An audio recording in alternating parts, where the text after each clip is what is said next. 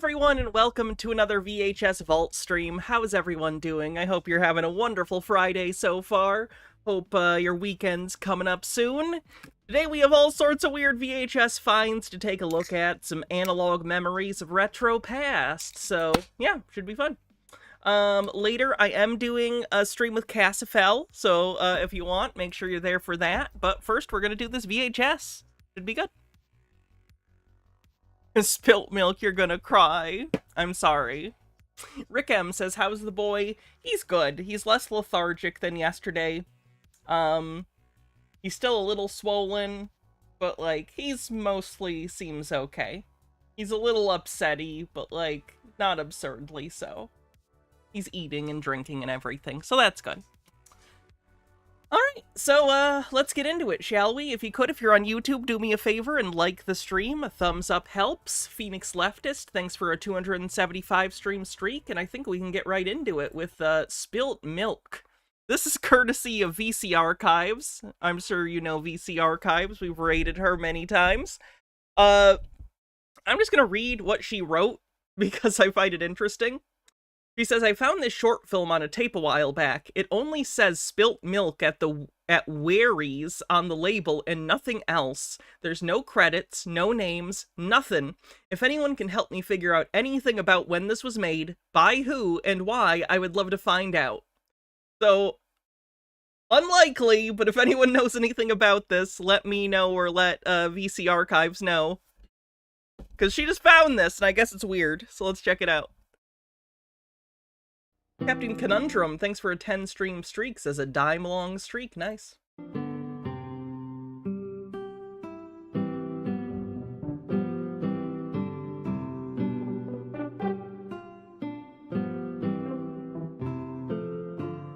That's my house. Our house. We've been there about 10 years now, I guess. Our house for life, we always call it. Or a life sentence if you're talking about the mortgage. Sensible chuckle. But seriously, you're looking at our dream house. Not a palace, but comfortable. There's plenty of room for everybody. Nicer than anything I knew growing up. That is actually a, like, I don't know, maybe my perspective's weird, but he's acting like this is like a meh house, but look, there's like a full... There's like a full sitting room over here. At our dream house. Not a palace, but so there's like a sitting room with a fireplace. There's plenty of room for everybody. And then it looks like there's like a full living room off of this kitchen and dining room. So, like, I don't know. I think it's a pretty nice house. I knew growing up. And here I am, surrounded by my favorite family. That's Katie, my wife. She's beautiful and smart. My best friend. At least last time we actually had time. The color turned off. Someone turned the color back on. Talk she was. I guess after 15 years you've got to expect to feel like two ships passing in the night once in a while. My daughter Corrine. Smart kid like a mom. Pretty too, under the hair. Smart kid like a mom. Like her mom? Used to be dad's kid like a mom. Yeah, Pretty okay. too, under the hair. Used to be daddy's little girl, but now, well, like Katie says, being 13 is tough. Funny. I don't remember it being that tough. I hardly remember 13 at all. It seems so long ago. There's my father, Stan. He came to live with us a few years ago, after Mom died. Dad's quite a character. A lot of the old country is still in him. Sometimes I wish I had more time for him. And that's me, Ted. The breadwinner, the faithful husband, the dutiful son, good old dad. Living the good life. That is not how I expected him to look.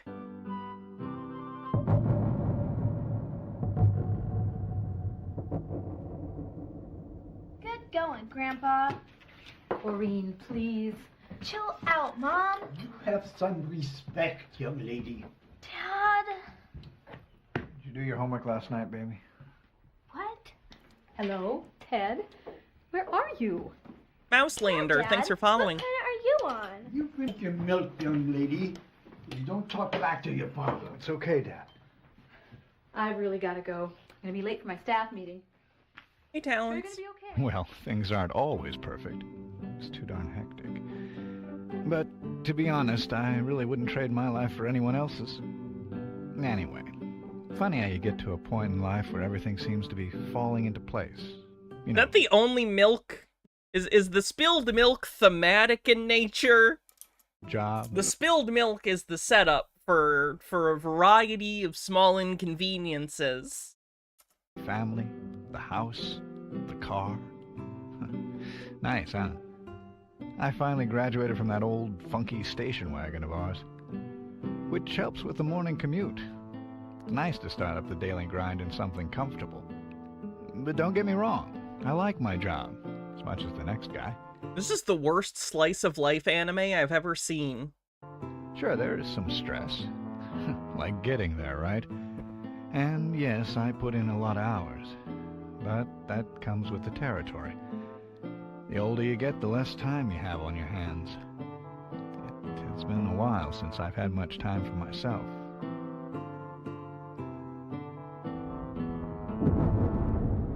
What? Why? Okay. I'm intrigued by Mustache Man. He has an aura of mystery around him. Sorry, old chap. Didn't see you coming. Let me help you. You took quite a tumble there. A con artist? You sure you're okay? You seem a little out of sync there, friend. How did I know you Doing- needed a helping of Hannah? Everyone always needs a helping of Hannah. I'm irresistible. Kinda out of focus? What? No, fine. Thanks.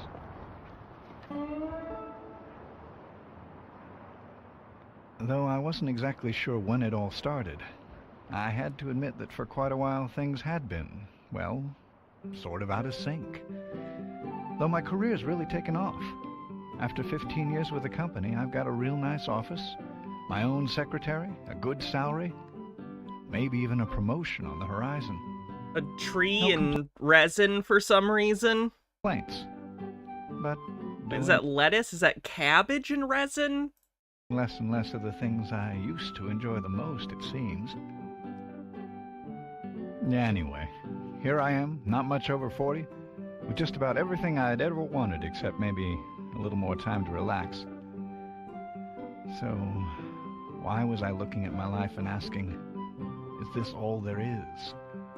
Why does it feel like there's something wrong with this picture? Egg! Egg!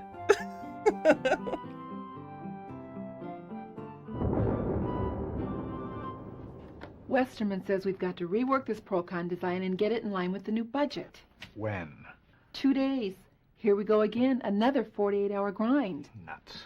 And I had a date tonight. Well, what about the Hansen project? He wants that today, too.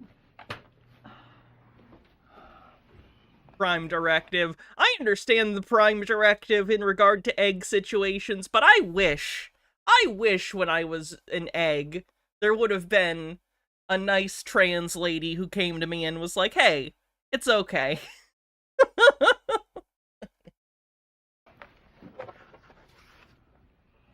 But I get it. You were 21, you used to hike all through these mountain trails. Took a lot of pictures, too.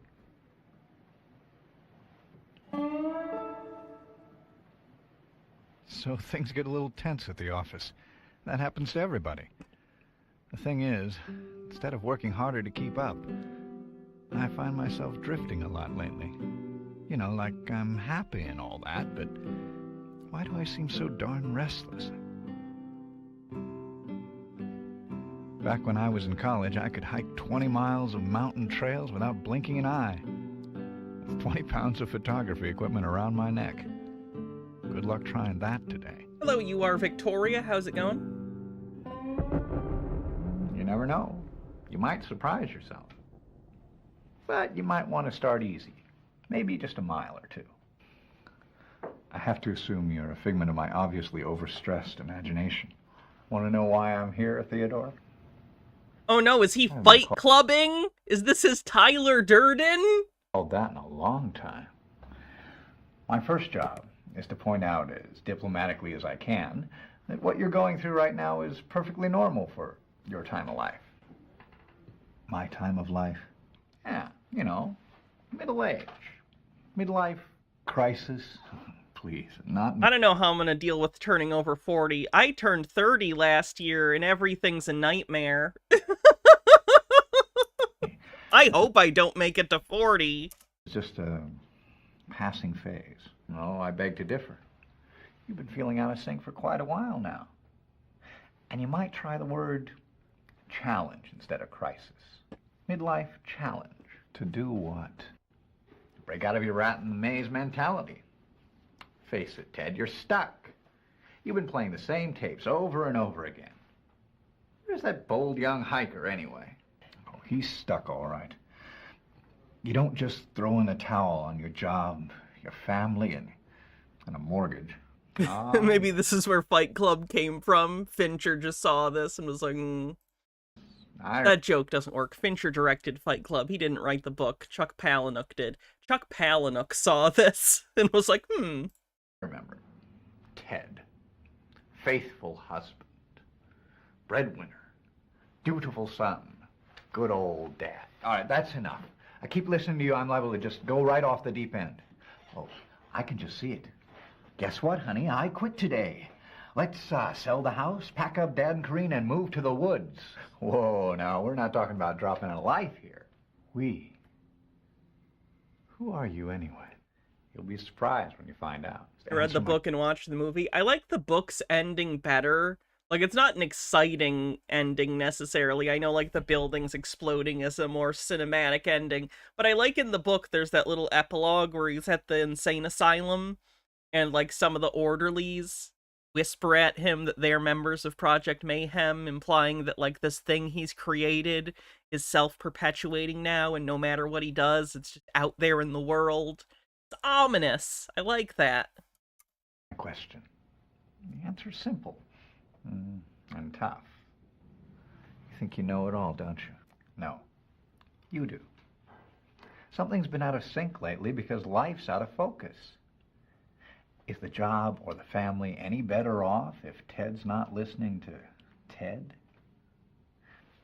Maybe midlife isn't a time to recapture youth, but a time to recapture truth.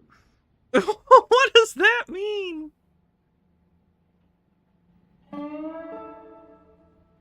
"40 is nothing. It's a slightly more tired version of your 30s. I'm already exhausted, so no thank you.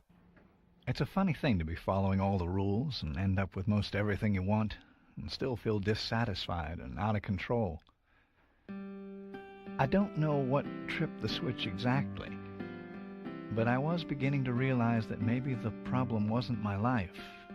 Maybe it was me. Maybe I could change things.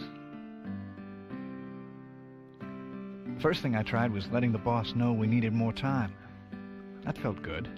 No Lynch tribute. I talked about it a little bit yesterday, but, like, I can't watch any of his movies on stream, and I feel like watching a bunch of clips would be a disservice to his work. So I don't know. Cassifel and I might talk about it a little bit later in our stream, I'm not sure, but... Even though it was risky. And we didn't get all the time we needed, of course, but it was a start. And after all, bosses are people too, and even a job's got to be kept in perspective.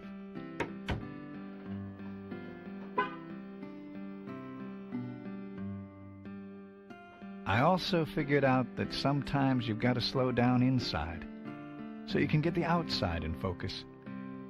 There was a big part of me I'd stopped listening to, and closing my ears to myself made it impossible to really listen to anybody else.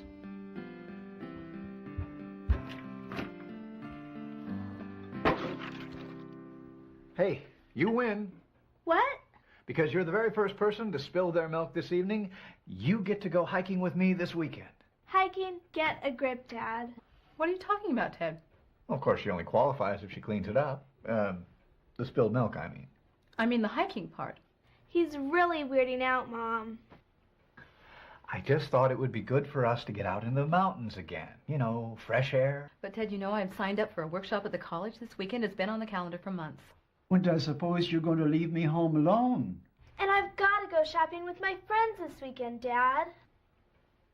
Don't panic. I just think it's time you all know that I've been doing some serious thinking lately. We've noticed, honey. Come on, lighten up. But I'm serious about all this. So I started facing the fact that there were some things missing from my life. I guess I don't understand the significance of the spilled milk. Like, I understand the overall thematic issue at hand in this is his midlife crisis or whatever, which barely feels like a crisis. It feels more like a general malaise. But, like,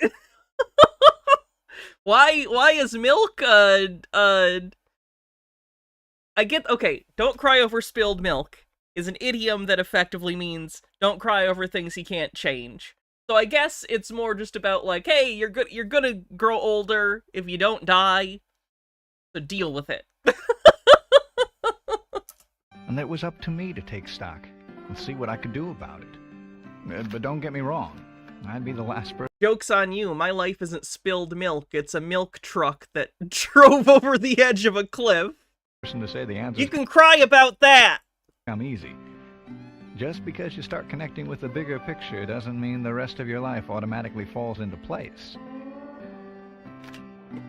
But I have found that when I do give myself some space, some time, life sure starts looking a whole lot better. Who knows? One of these days, I may even climb another mountain.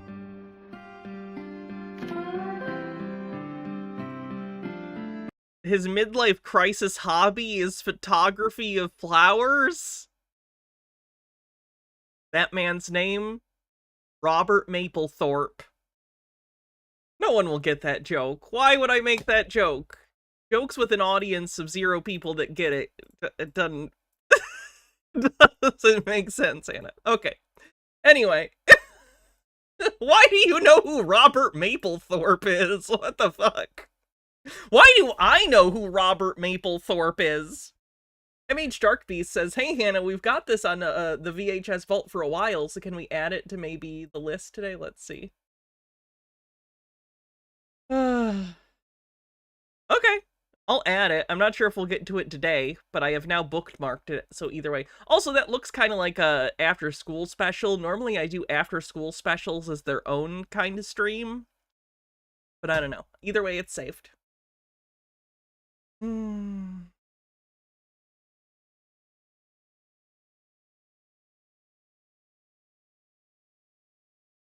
The story of Joseph Smith.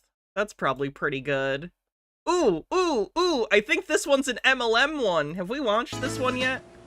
Hi, I'm Robin Smith. Yeah, And what I'm I think we watched this. We watched this MLM one already. To share with you the most incredible business opportunity that has ever hit this planet, Transcend Marketing International.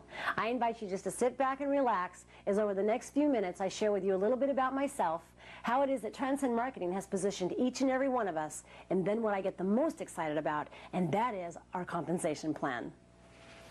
Now, I was introduced to network marketing back in 1989 when my oldest brother introduced me. If you haven't seen this video, we already watched it, so we're not going to watch it again. But I would like to point out the funniest part is she literally draws out a pyramid scheme diagram to explain the business plan. Like, perfectly explains.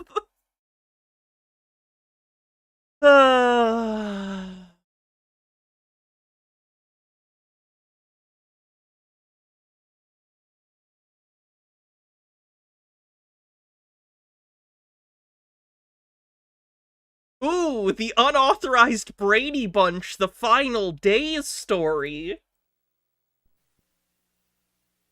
How thrilling. The following program is based on events in the lives of the cast and production staff of the Brady Bunch. The chronological order of some events has been changed, and certain locations and individuals portrayed have been fictionalized for dramatic purposes. I love the shitty, unauthorized, biopics about TV shows. I don't know if you've seen these. There have been ones about Full House. There have been ones about Saved by the Bell. I think the Partridge Family had one. They're always trashy. They're usually based on, like, a tell-all book that one of the cast members wrote.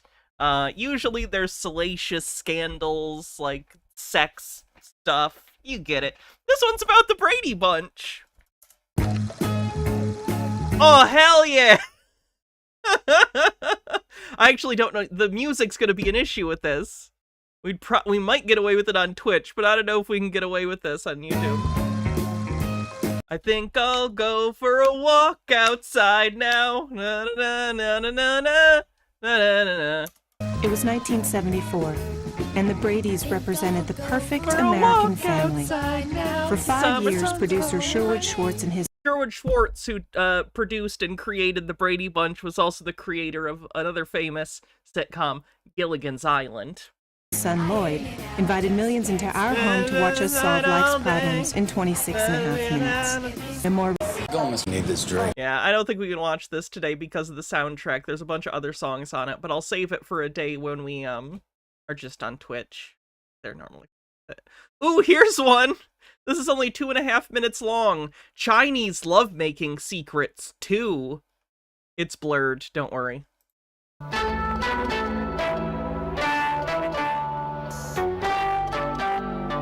I haven't seen part 1, so probably not going to understand the plot. This exercise should be done 36 times to the right and 36 times to the left. Meditation. The Taoists have been practicing meditation for thousands of years. Today, meditation techniques are becoming more and more accepted by doctors and health practitioners. You and your partner should sit back to back. Regulate your breathing to that of your partner. Focus your mind on the energy of each other. Let your mind feel the energy as chi flows through the microcosmic orbit from you to your partner and from your partner back to you.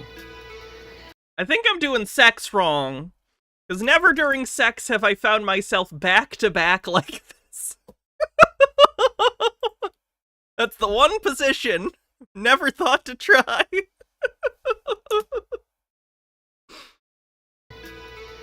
By absorbing the yin and yang from each other, one is able to nourish the energy of self. By nourishing sexual energy through sexual meditation, good health and longevity is maintained.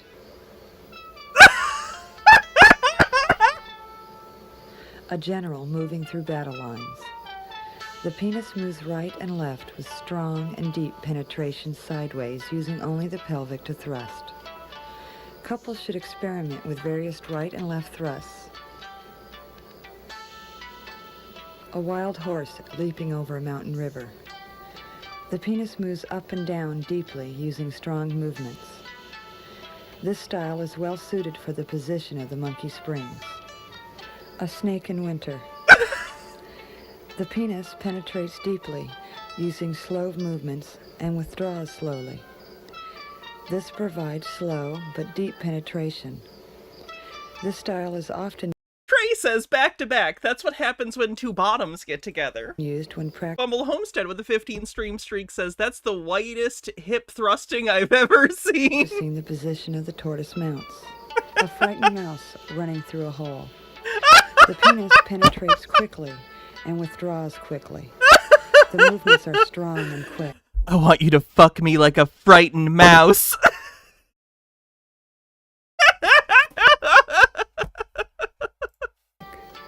Even though the penetrations are done quickly, a man must remember not to stab at the woman's vagina. A hawk seizing its prey. The penis moves in an erratic manner inside the woman's vagina. This style does not have any set patterns to its movements. However, each thrust should be different than the preceding one.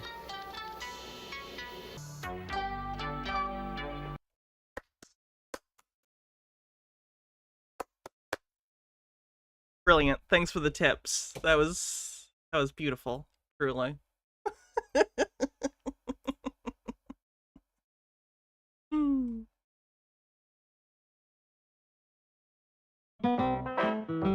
This is Self-Massage with Lino.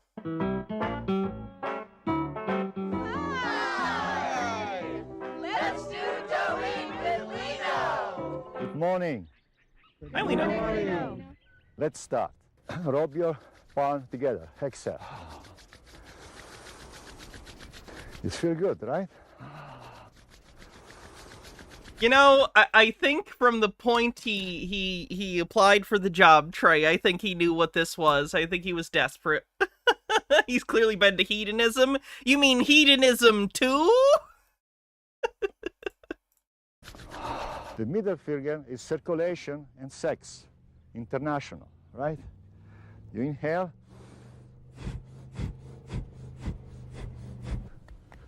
You got to wake up your brain before you wake up your whole body.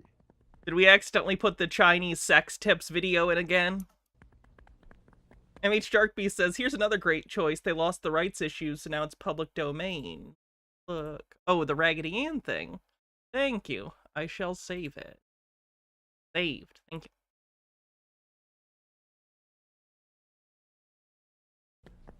Basically, you're stimulating your brain. Middle finger. Sex organs. There you are. Sex and circulation. As we all know, brains love to be stimulated by sudden impacts to the skull. That's actually your brain's favorite thing. That's why professional football players are so smart. Very good. Exhale. Inhale. The reason people wear earrings, or they used to wear earrings, men used to wear earrings when they went to war. Then they came home and the woman took over the earrings. The tip of the nose is connected with the heart. That's why the Eskimo rub noses. Inhale, exhale, and massage. You feel like that. Rotate your arm backward like you try to take off. Don't take it off though. Tap of your chest. Oh,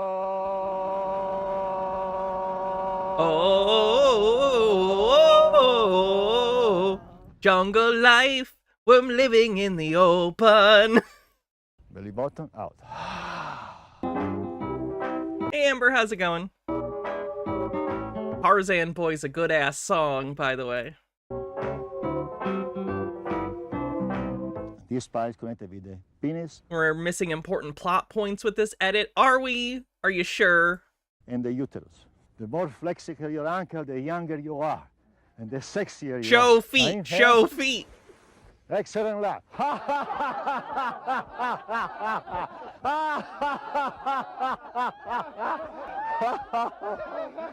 Okay. Thank you very much.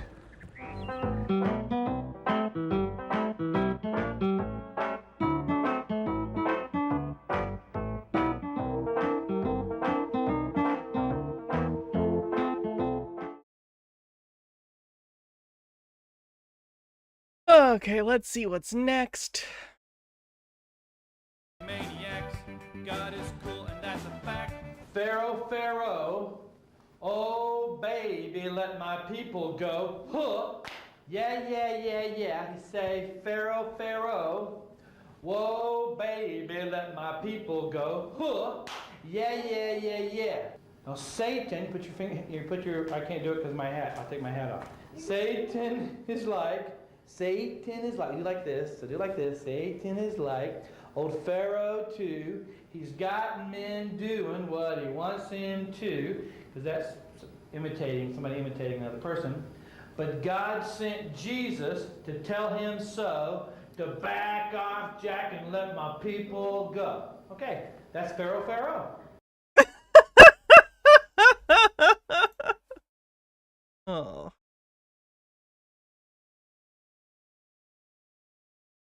The studio, and I'm going to transform Grant into a vampire right before your eyes. Are you ready, Grant? Yep. Now, before you get ready, make sure your face is clean. Grant has already cleaned his.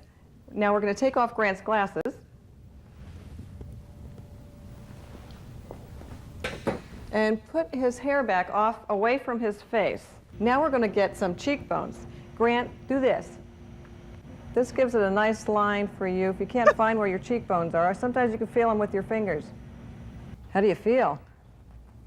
Pretty spooky. Feel pretty spooky? Some Poor kid. vampire blood. Whoa. Well, what do you think? Here's our vampire. I think you look great. Now for our little added attraction, we're going to add some fangs.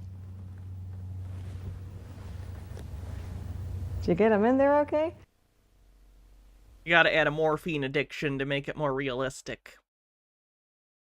Mm-hmm.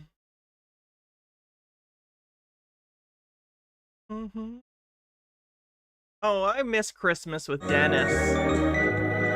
Did we ever watch Christmas with Dennis this season? I saved it for us to watch, but I don't think we ever ended up actually watching Christmas with Dennis. This is only a 1.5-minute clip, but it's like a full-hour video. Welcome, and happy holidays from my home to yours.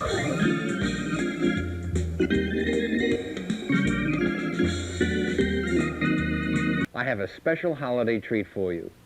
I'd like to introduce you to my sister, Diane. And she'll play for you, Little Drummer Boy.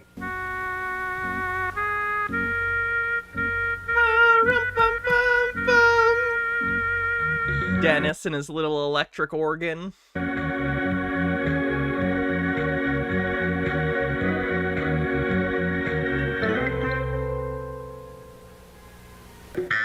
It's mostly just incredibly surreal because of Dennis's strange persona. Getting nothing for Christmas. Mommy and Daddy, I'm mad.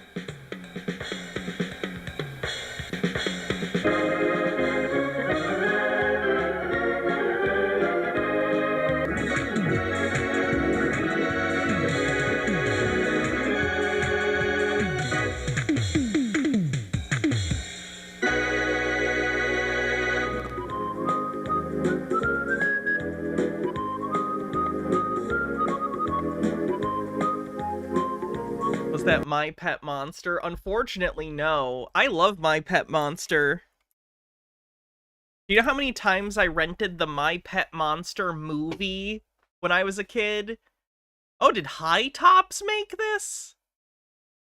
Have we ever watched My Pet Monster on stream? Mono will do. Ooh, that's a bad buzz. Gotta be a cleaner copy of this somewhere. And Oh, that audio quality is atrocious. How has no one uploaded a better version of it? I'll find it and I'll watch it someday. That's a fun, like, 80s, 90s video store treasure. Santa looks like he was being Weekend at Bernie's. Hey, sometimes you gotta. Sometimes you gotta. Welcome. You work with what you have, and sometimes you have a corpse. A Santa corpse. Wonderful world of possibilities. Oh, am I glad you've joined me. There are so many new directions in rubber stamps, I can hardly wait to show you. Oh, and they're fabulous. Let's get started. I'm going to put this on a tag and stamp right on there. Oh, my gosh. Do you see how beautifully it turns out? Now watch. Oh, with clear duets to see where to place it. Oh, what a concept. Oh, put it down on my paper. Oh, yes. And I just flick my brush. Oh, this is a rich black.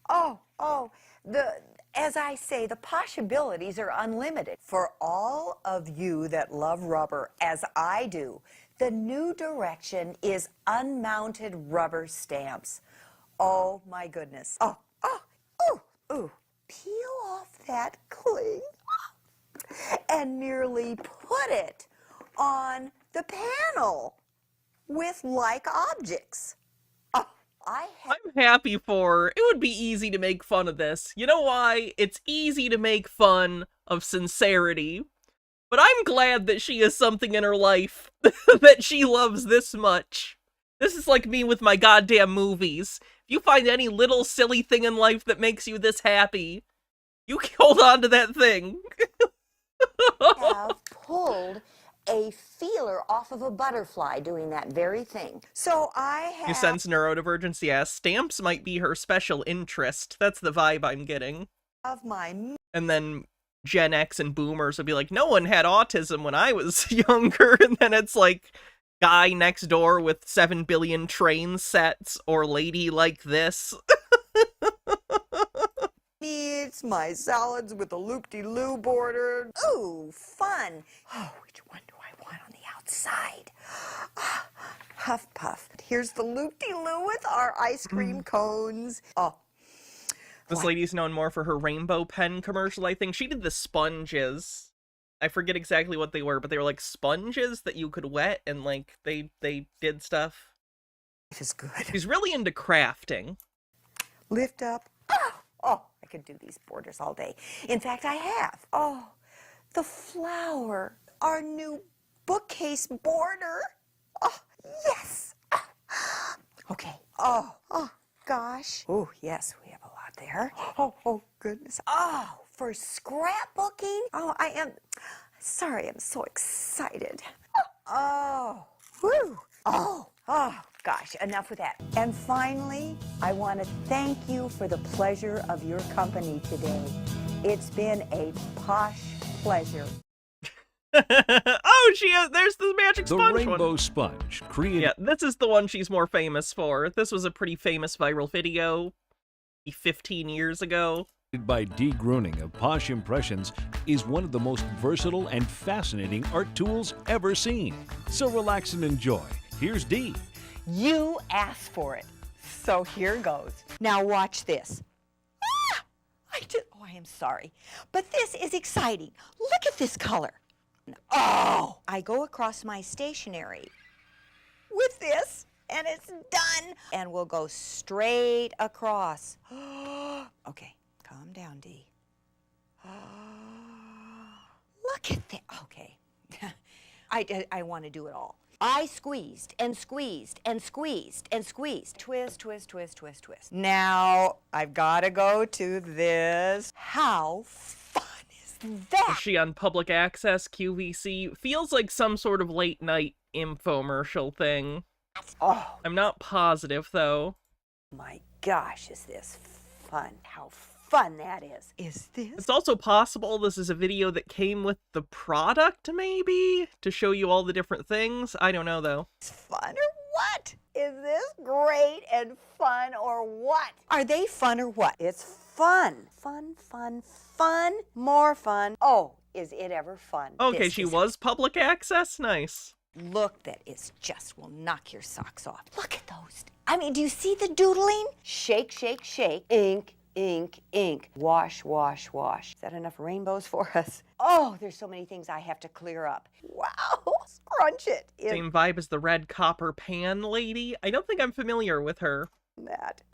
Oh, with the edges? You know, because I could go on tiling. Travis says, I would hate this, but she makes it look fun. Yeah, I'm not a crafty person either. I don't like doing crafts. The rest of my life. To me, it's just work. It's busy work. I don't even like coloring.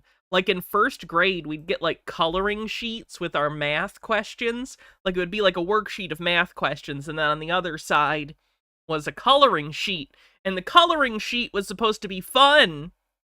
And I hated it. And everyone else was like, yay, coloring sheet. And I'd be like, please stop. Give me more math. I hate coloring. I hated it. I hated it, hated it, hated it. I didn't want to do it. I think it's stupid. I hate coloring. Pardon the sound. And sometimes I do a zigzag. Oh my gosh. Oh my gosh. Oh my gosh. Oh my gosh. And now we zigzag. Oh my gosh. Oh my gosh. Oh my gosh. Okay, I think we've heard enough noises from her. I think we've gotten a good cross-section of her particular. Okay, well. No, we watched the Beetlejuice parody already.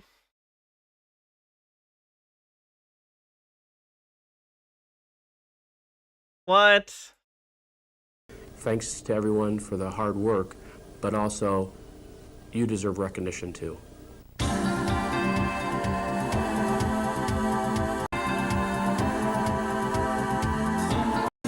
Oh, that's a compilation video. Mm-hmm.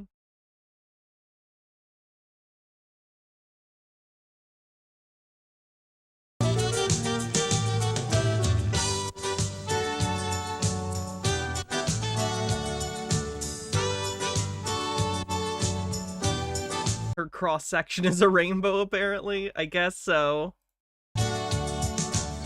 This is a public access show about beards.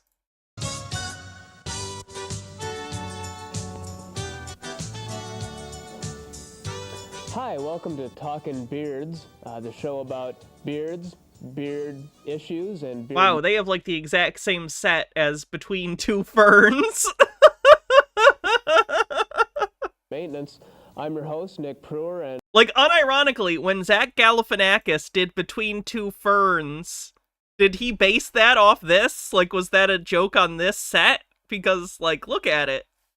Peeplord said, unoriginal theory, fascists love AI because they're inhuman and creatively lazy at best, e.g. the company that made music AI citing humans hate how hard music is, and this low-effort art with no meaning is indicative of fascistic personality traits. Or I'm just biased to be mad at boomer white people having fun knowing who they vote for and what they support. And boy, do we have a great hour lined up for you today. I want to welcome my guest here, Kurt J. Johansson, who's the author of this book, Our Bearded Presidents. And from the New York Renaissance Fair, we have Theodoric. Please welcome Chris Elliott. Chris, thank you for being here on Talkin' Beards. Thank you very much. Oh my God! They got Paperboy! I've actually heard that a lot of men will use soap and water on their beards, but, you know. Yeah, I've heard of that. Personally, I just use shampoo. May I? Well, sure, go ahead. Okay. You can feel it. It hasn't been easy to make it in Hollywood, as, you know, with that stigma of a bearded actor hanging over your head.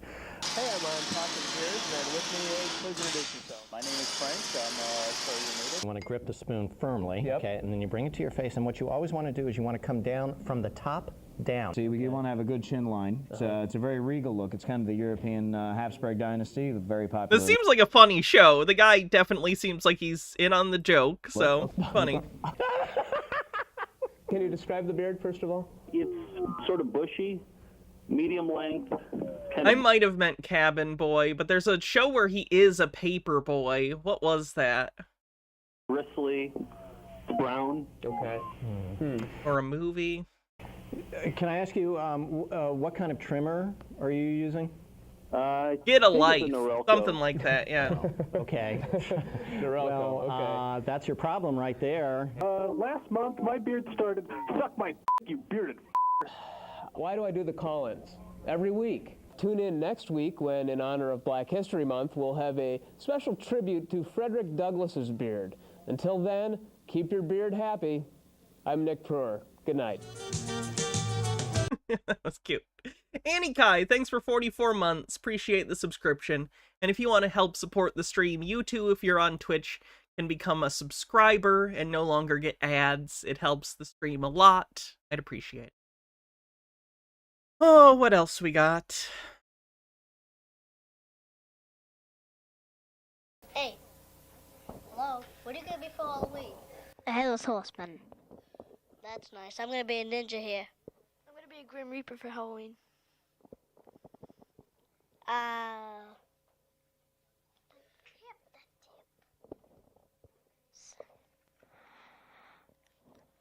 I'm gonna be a headless horseman for Halloween.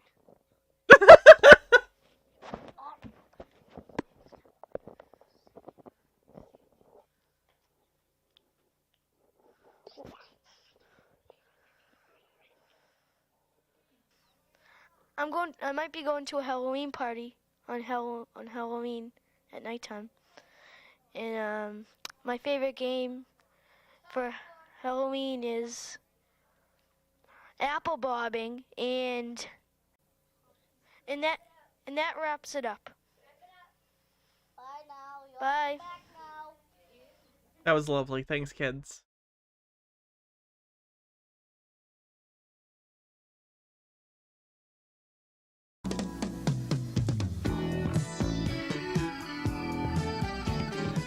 Hi, I'm Diane Thomas. Perhaps you've seen me on NBC's Today Show or ABC's Home Show. Actually, I'm really known as the Dry Ice Queen. As we put hot water in there, the little spaceship starts to take off. We can close the door, and the spaceship is on its way. I'll tell you, if you got a party, you're gonna have a great time when you put a little bit of dry ice and have a real takeoff. With deco art, your paints, and some fun things that you have, you can have a spaceship. Did she, like, pioneer the usage of dry ice in crafts? Take off anytime. You know, most of the kids that come to your party will have never milked a cow. You can provide them that experience. That's right. We brought Elsie the cow here. She is all ready to be milked. And did you see this? Did you say milk? She's gonna get milked? Oh, God. That's right. It's a rubber glove that really can be milked. Now, the udders go on. This is a rubber glove. You can buy these at a drugstore, maybe even a craft store. You fill that with milk. I poked a hole right here and put the udders through. Open this up. And you can milk it just like a... Why? In fact, if you come a little bit closer, I think I can get you a squirt. Please don't squirt children with milk. I used to do that when I was a little kid, but kids can sit here. I mean, this is just like what I was when I was a little kid. You didn't ever quite make the bucket. So you can see, you may want to go till they milk a half a cup, or they can have a race of doing this. I mean, pretty soon you get real good. It does milk just like a cow. So if you want to have a fun Western party, you're all set. Who wants to race to see who can milk the fastest? Get the cactus out, get the cows out, and the kids can have a real fun time milking that cow. So I put on this one, get. Can you see that? You put get here, and then up here we put well. And on the very last one, if somebody's sick, you just buy 3 oranges on the way. You take out your dimensional paints, and I'm going to write soon on the top of here. Get well soon, and you can give this, take it to them. They can have it to decorate the room, and then they can also have the oranges when you get through. So get well soon. That means a whole lot more, and you can go ahead and sign it. I have a friend named John, and he is a whale of a friend. You are... Why are so many of her crabs drawing on fruit? Stop drawing on the fruit! A well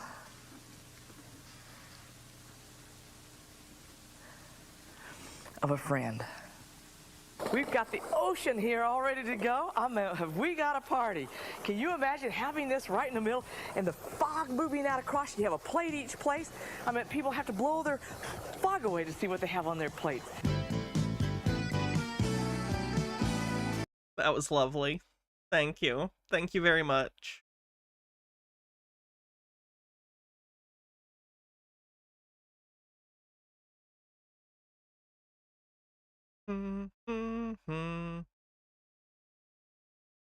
Go ninja, go ninja, go. Go ninja, go ninja, go. Go ninja, go ninja, go. Go, go, go, go.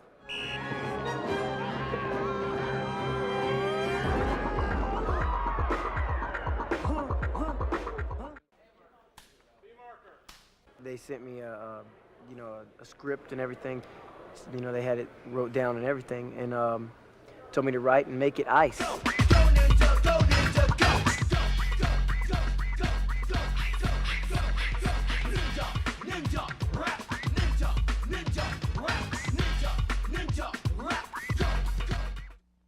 Ice, ice, babies in full effect.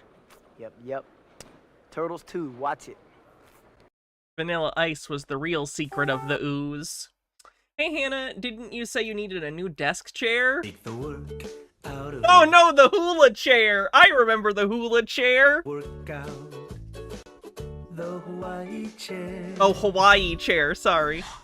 You know, Tamara, the Hawaii chair wasn't designed just for home. I mean, after all, for some of us, at least 40 hours of our week is spent sitting behind a desk at the office. So to see what office workers think of the Hawaii chair, we sent Erin Lee to work. Hi, I'm Erin Lee. This reminds me of those, remember back in the day, like in the 40s, like at the beginning of sort of like exercise as an activity that you might go to like a gym or something for. Remember those devices where it like put a strap around you and vibrated and it was supposed to do something? It reminds me a little bit of that. With Perfect USA, and today we've brought the Hawaii chair to a very busy work environment. Let's get some first-time reactions. Oh my gosh, this is amazing. That feels great on my abs. I can really feel this working. Hawaii chair while answering phones, using the computer, balancing books, or filing paperwork. You can hardly call this work. With the Hawaii chair, it takes the work out of your workday. If you can sit, that genuine looks like the least comfortable thing ever. You can get fit, the Hawaii chair. add a prosthetic to that chair. It does look like they made about 95% to a sex toy, didn't they? Grayline says, there will be a People's March in D.C. tomorrow. If you're in the area, please try to come. Trump repeatedly said he will target D.C. first in deportation efforts, and there's a pervasive dread and fear in the district of what he will do. And then there's a link to the information for that if you'd like to go. Thanks, Aaron Lee.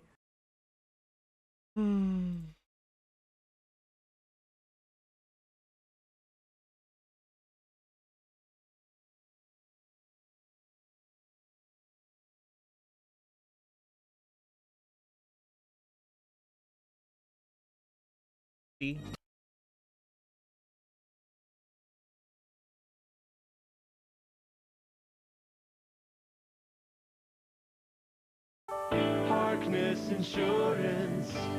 Through the years you've come to trust our familiar face, our friendly voice, ever there when you need us. At least with shake weights, it's actually doing something. Like, you are actually exercising with a shake weight.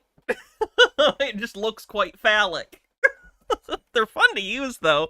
I don't know if you ever used a shake weight. They're really fun. Remembering you have a choice. Harkness Insurance. Helping you is what we do best. Adding service to insurance. Harkness.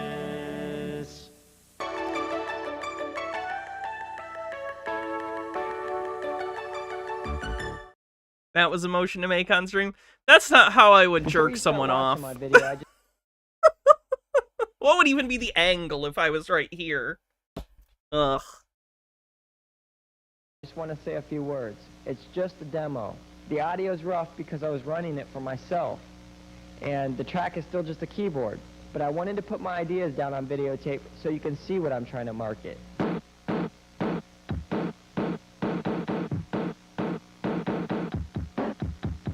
I'm not the typical rapper that you'll meet. I don't live in a box, nor was I raised on the street.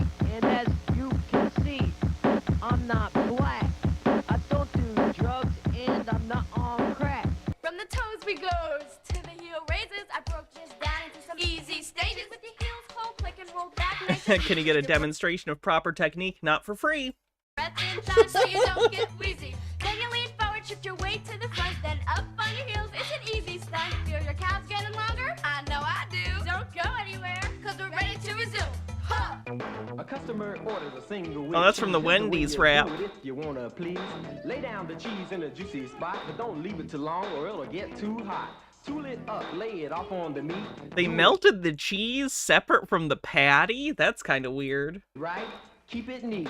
Drain then serve on a bun just so. Don't touch it with your fingers, that's a big no-no. I'm a rapping Jewish mama who loves to cook and bake.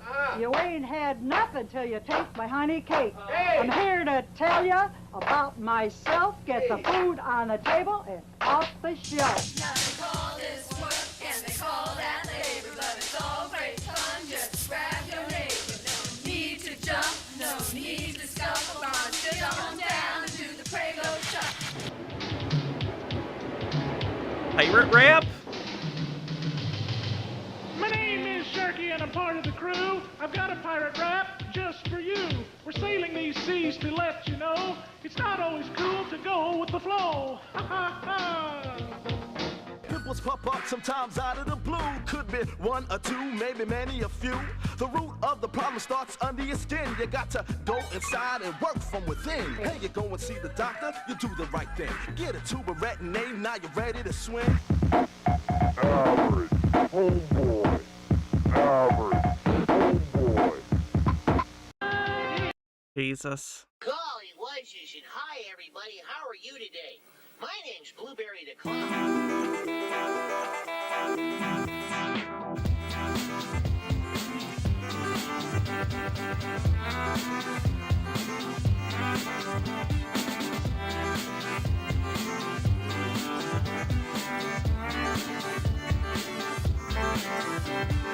You ever been in a scary place that's awful dark back in there? You ever been in a scary place before? Golly wishes, golly wishes. You ever been in a scary place that's awful dark back in there? I said to scream, I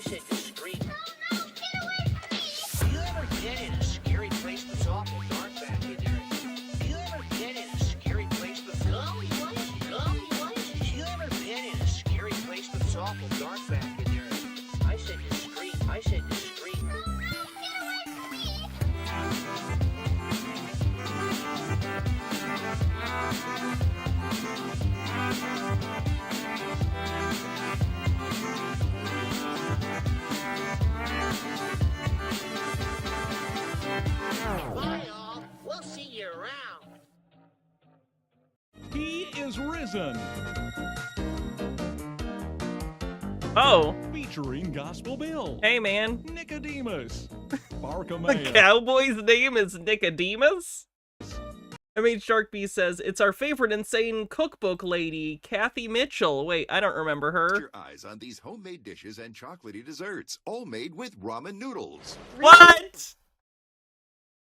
Go fuck yourself. Ramen noodles? Yes, ramen. Hi, Kathy Mitchell here with my new Ramen Joy cookbook, filled with unbelievable recipes everyone will love. This entire basket cost under $10, and wait till you see what you can make with it. Check these out. Ramen shrimp, ramen tacos, even ramen sliders. Watch this. Brown some beef or any other meat with a ramen seasoning pack. Dump in a package of ramen, a good-sized squirt of ketchup, and a can of cola. Why? I was almost until the cola, I was almost like, okay, that's a cheap kind of random budget conscious option to add something different to your, like, beef, whatever, for whatever you're making. The soda, you lost me. Anytime anyone adds soda to anything, I'm like, no, nope.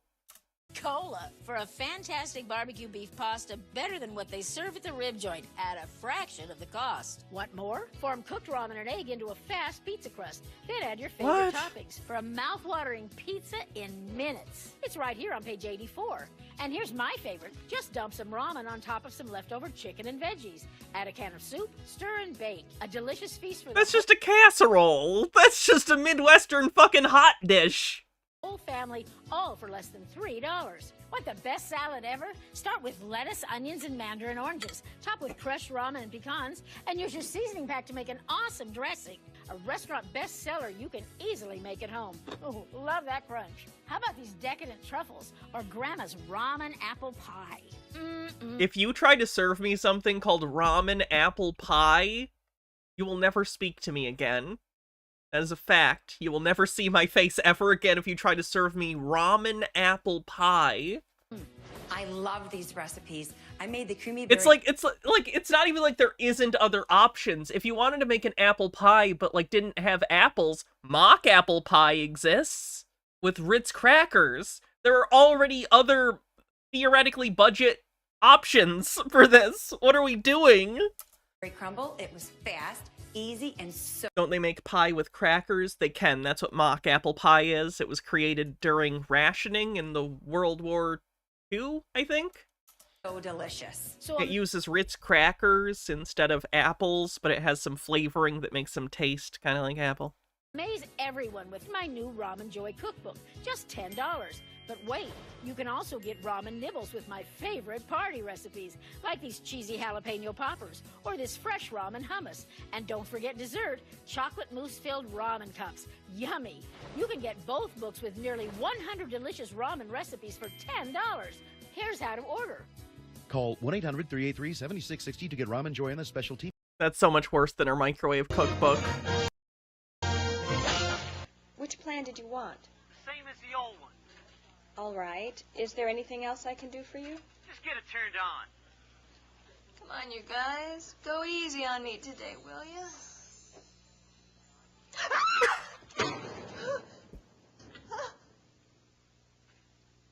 This is my favorite genre of instructional video, when there's some mascot character, especially when it sticks out. Like, that looks like a little elf man in an office environment. The more out of place the informational mascot is, the better. That's a fact. I must be losing my mind. Yeah. Why do you change your mind? How? Oh, he's a leprechaun. He's one of the little people. Because you're basically conscientious and you really care about your customers. So what am I doing wrong? Well, for one thing, you're not being you. What do you mean? He could also be a gnome, based on the Gnome-mobile. Never listen. The Gnome-mobile, we're riding around in the Gnome-mobile. No, Disney owns that, I shouldn't sing that. To yourself with your customers. You're pretty lifeless. I'm being professional. Not as far as your customers are concerned. To them, it's cold and indifferent. And it makes them feel that you don't really care about them or their problems. And so they don't believe anyone is actually tending to their needs. You know, you really have been nice. So I'd like to put in a nice word for you to your supervisor. Now, if you don't mind transferring me, Joni. Thanks, Mr. Bauer. I'd be happy to. Here you go. Oh, yes! Kirby. Kirby? Haven't we watched this? I don't recall. It's possible, though. Hey, where'd you go? I wanted to thank you. Dang! Oh.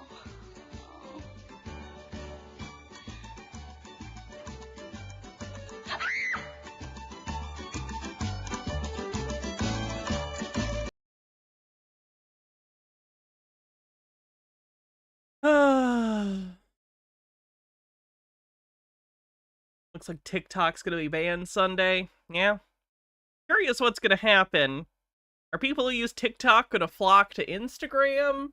I know some of them have moved to the other app, the sort of like Chinese TikTok. Curious. Is that you? It's Frank. It's Frank Pacholski. One and only. There he is. Oh, this is just a bit they're doing. Clowns, clowns, and more clowns. I think they're funny. They're crazy, but they're kind of neat. They seem so free. I think I'd like to try it sometime. All those people are right. Clowns are funny, crazy, neat, and free to do all kinds of things we might not ordinarily do. Clowns offer God's love through the joy promised by Jesus Christ.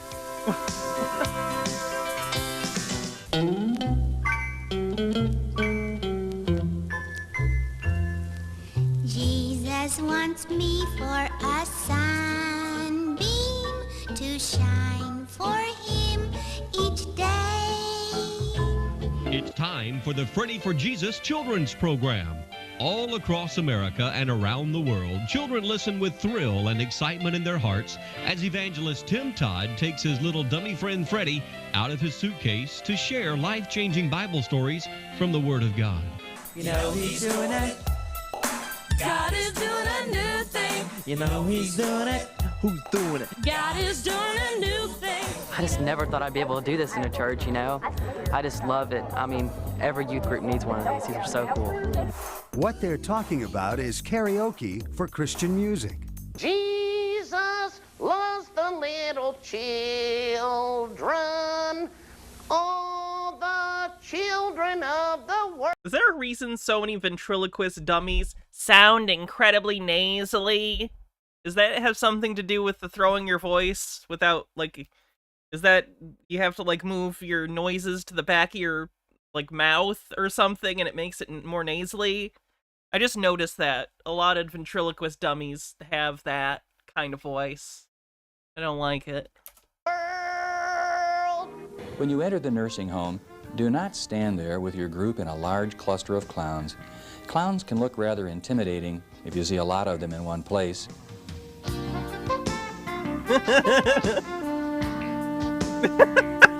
Daniel was a Jew.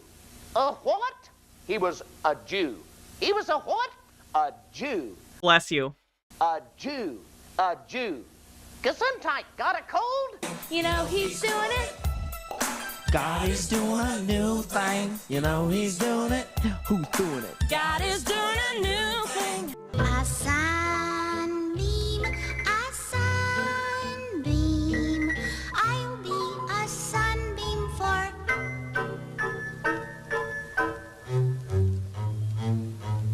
I'll be a sunbeam for him. That was beautiful. Let's do a couple more of these short ones. Oh, the Michael Jackson striptease. That's pretty funny. What other stuff do I want to show you? Montage of VCR game things sounds fun. And then maybe we'll move on to something a little longer. I have a history of Joseph Smith thing that looked pretty promising. This is from California Big Hunks, which is a video that's basically a bunch of different segments of strip teases of different dudes, all themed to a different California thing. This segment is Michael Jackson. Did I see the PSA you put in Discord? I didn't. I'll take a look.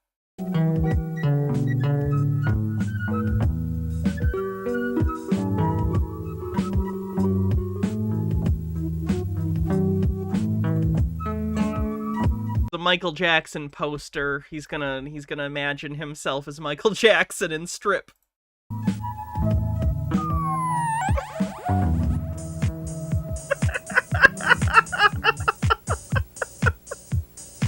Oh, where did they make him film this?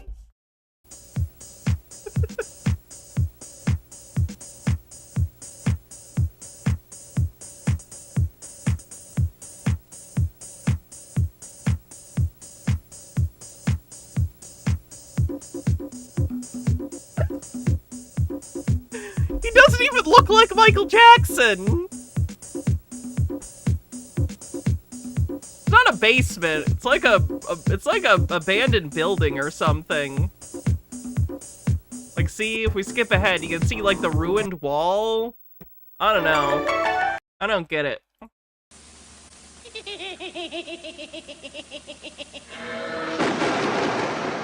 Yeah, he looks more like Rockwell. That's a good comparison. I am the gatekeeper. I'd like to punish one of you now. Who did that song with Michael Jackson about someone watching you? That's Rockwell, yeah. 100 for your final link today. This is a pilot. Thank you. Oh, the Elvira show, sure. I shall save this. My wish list, or in my bookmarks, thank you. You? And now here's that old fishing expert himself, Fisherman Pete. Hi there. Welcome to Fisherman. I'll be your guide on this fishing trip where we're going to have lots of fun and learn something about God's Word, too. How often are we instructed to pray? A, daily. B, constantly. C, it's B, as needed. The correct answer is B, constantly. Rich Little had a VCR game? Bride, groom. Throwing the rice? Throwing the rice? We're talking about getting rid of the rice. We're talking about the rice. Aha! So you want to take me on, eh? Make haste, or you'll meet an horrible fate under the skull and crossbones. So you can't eat, only pray? You can multitask. Hey! Yeah, they did a Klingon interactive VCR game. You! The one who is moving now. Respond!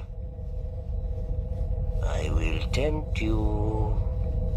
Now tell me your first name. Really? That's a good name. Oh well. Give me your real name.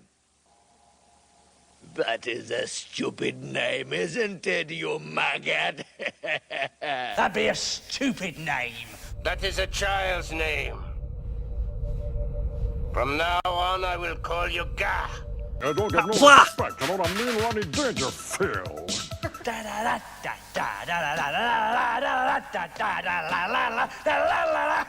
The one who holds the highest number. Answer me! Answer me, you maggot! Answer me, you worm! Answer me, human! Answer me! Experience beige. Experience beige! Why is the head of the Klingon Empire on the bridge of the Enterprise by himself? I've never seen this full VCR game. I assume there's a reason. Experience beige. Because this is the guy that played the guy who took over after the Klingon Civil War, right? Against the Duras clan, but Worf and his brother teamed up. Well, how'd you stole it? Fun. Galron, thank you. You do? Galron.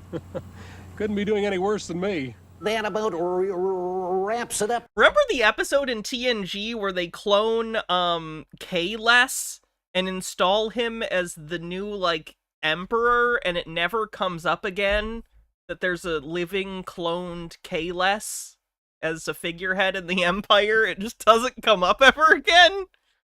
That's weird, right? Gang, we hope you enjoyed playing rich little charades. So until next time, all I've got to say is, that's all, folks. When the holiday is over, it's time to relax. He calls all his friends right away. He'll read a good book or the paper, or maybe go fishing his cares away.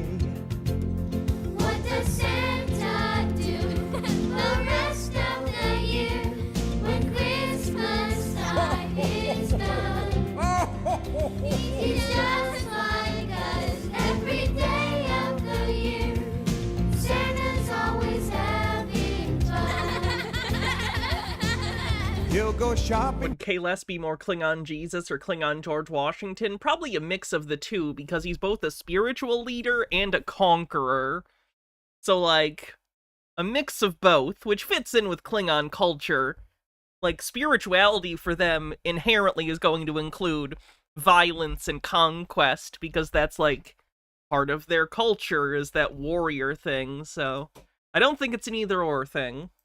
For some groceries, and last but not same actor, but in the video game he's a different Klingon who looks like Galron but with different ridges. Gotcha. Because I recognized the guy's face under the makeup, like I recognized his eyes, but he did look kind of weird in the forehead. Like he isn't as gaunt as Galron normally is, kind of by the jaw area. He tends to have a bigger head and it kind of goes down, whereas that Klingon looked a little different. At least he gets a movie to watch late tonight. Yeah! When the winter time comes, Santa still has his chores, like shoveling the snow away. Santa! What else does Santa do the rest of the year? Well, Santa exercises every day. That's how he takes care of himself. He also makes a "what, all Klingons look the same" joke to you. Yeah, that's the joke you probably need to make there. That's funny. Okay, let's take a look at the story of Joseph Smith. I'm sure this will be very legitimate.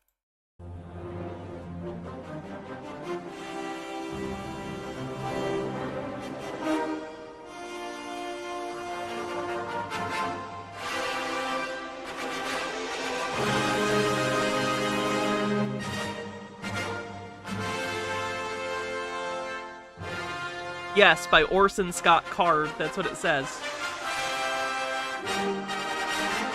Altered Undying says, the PSA in Discord. Oh yeah, let me find it. Where did you put it? Was it in live stream chat?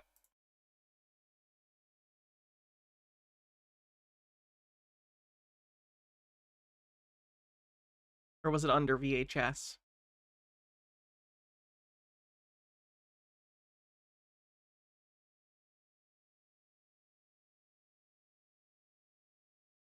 Can I open this? It's not letting me open it in the browser because it's like a file. Hi! Do you know what scares me? I can't play the visual because it's like a file you uploaded and not a link. People who don't... You can hear it though, it's Stephen King. ...use their local library. Actually, it's a great place for everything. From watching videos and listening to music to using a computer, even literacy training and family reading groups. And of course, it's still the place to find all the books you could ever want. So check out your local library. Who knows? We might just run into each other. That's a cute one. I've not seen that. Alright, back to Joseph Smith. Rick M says, thanks for all the laughs. No problem. Oh, since we're about halfway through the stream, if you want to support the stream, by the way, if you haven't already given me a follow here on Twitch, feel free to do so. And if you want to help support the show financially, either become a subscriber or gift subs. All right, let's get into this.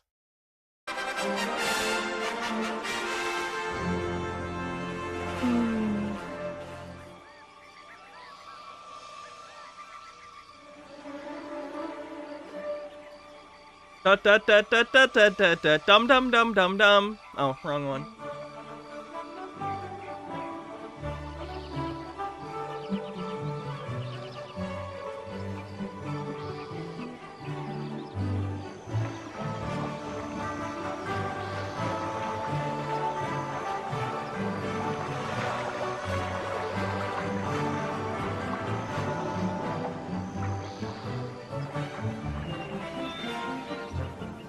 There gonna be a lot of murder since Joseph killed a lot of people? I'm guessing no.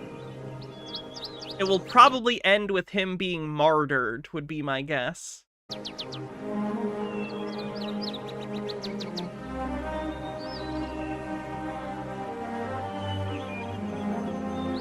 Remember the Garden of Eden is in Missouri? Jackson County, specifically.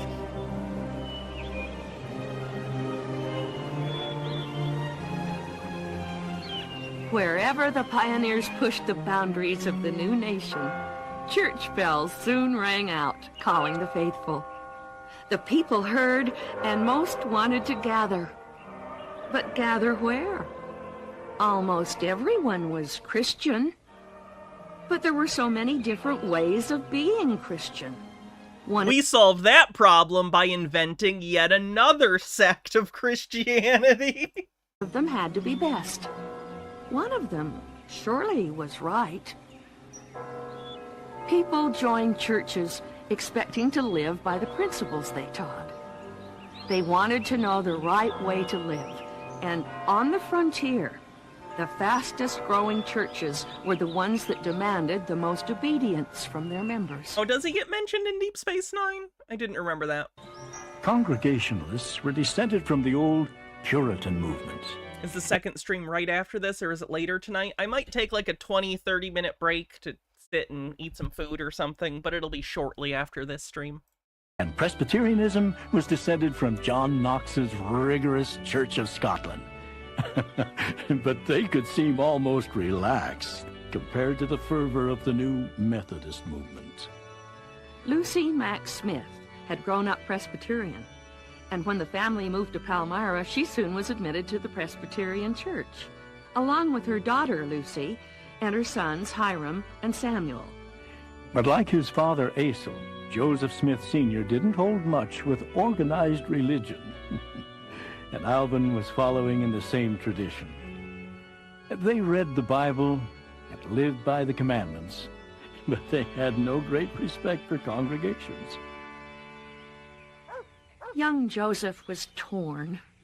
He had both his father's skepticism and his mother's yearning to belong to a righteous congregation.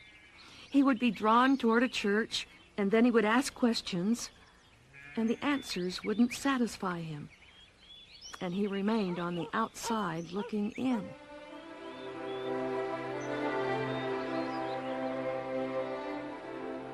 Nowadays, most Protestant ministers have a sort of gentleman's agreement that they won't attempt to woo away members of each other's flock. But there was no such agreement in the 1820s. Is there any sort of agreement like that? MH Tarkby says, I lied. If this Joseph Smith video doesn't include this, it's false. Mormon Jesus. Tendencies of animation. Doctrinal difference. That's an 8-minute clip. I'm not going to play the whole thing, but I think we're familiar with this at this point, right? Was conceived. The rotoscoped Mormon thing. This spirit child was later born to human parents who gave him a physical body. Through obedience to Mormon teaching and death and resurrection, he proved himself worthy and was elevated to godhood as his father before him. Mormons believe that Elohim is their heavenly father and that he lives with his many goddess wives on a planet near a mysterious star called Kolob. Here, the God of Mormonism and his wives, through endless celestial sex, produced billions of spirit children. To decide their destiny, the head of the Mormon gods called a great heavenly council meeting. Both of Elohim's eldest sons were there, Lucifer and his brother Jesus. I love that they just throw that twist into the religion. Oh, by the way, did you know Jesus and Satan are brothers? And there were often ill feelings when people of one denomination changed to another. The Methodists were especially active in gathering members from other churches. Still, the ministers of the different churches didn't regard each other as enemies. They knew who the enemy was: tapestry. That was the one doctrine they could... They knew who the enemy was! Papist! You damn papists! Get out of me country, you papists! all agree on that the Catholic Church, with its celibate priests and nuns, its rituals and traditions, was the devil's own church. And they all worked hard to be as unlike Catholicism as possible. Wow, I didn't know Catholicism was the devil's church. Catholics need soaring cathedrals and a priest to lead them to heaven? Well, the Methodists could pitch a tent to hold a revival meeting, or even gather many tents together for camp meetings, where for days the people would listen to fiery preaching under the open sky. Camp meetings would come and go. Ministers would gather for a convention. Traveling revival preachers could show up and hold a meeting and then move on. Didn't I learn anything from Jack Chick? That horrible people have a tendency to succeed? But the passions they raised lingered on, and believers watched each other, always to see who was living the rules and who was not. That little piece of wisdom is held very true, by the way. Life is shit, and bad people succeed. Just want to put that out there. Our Conference of Methodist Ministers resolved that we use every consistent measure to bring back the members of our church to that simplicity and plainness of dress which we believe to be consistent with the gospel and our discipline. We can't be sure why young Joseph Smith, alone of his family, was attracted to Methodism. It might have been his family's devotion to simplicity, so that there would be no division between rich and poor. It might have been the seriousness of their commitment to obedience to the Lord. But one thing it certainly wasn't: religious passion. The goal of the revival meeting and the camp meeting was to bring people to a fever pitch of emotions, at which point it was thought that the Spirit had touched them. They would fall to their knees and publicly confess their sins and plead with God for forgiveness. And it didn't always depend on the preachers either. After one camp meeting in Pennsylvania, as the wagons wound their way down from the mountains, a young woman named Betsy Myers was pricked in her heart and fell upon her knees by the side of the road.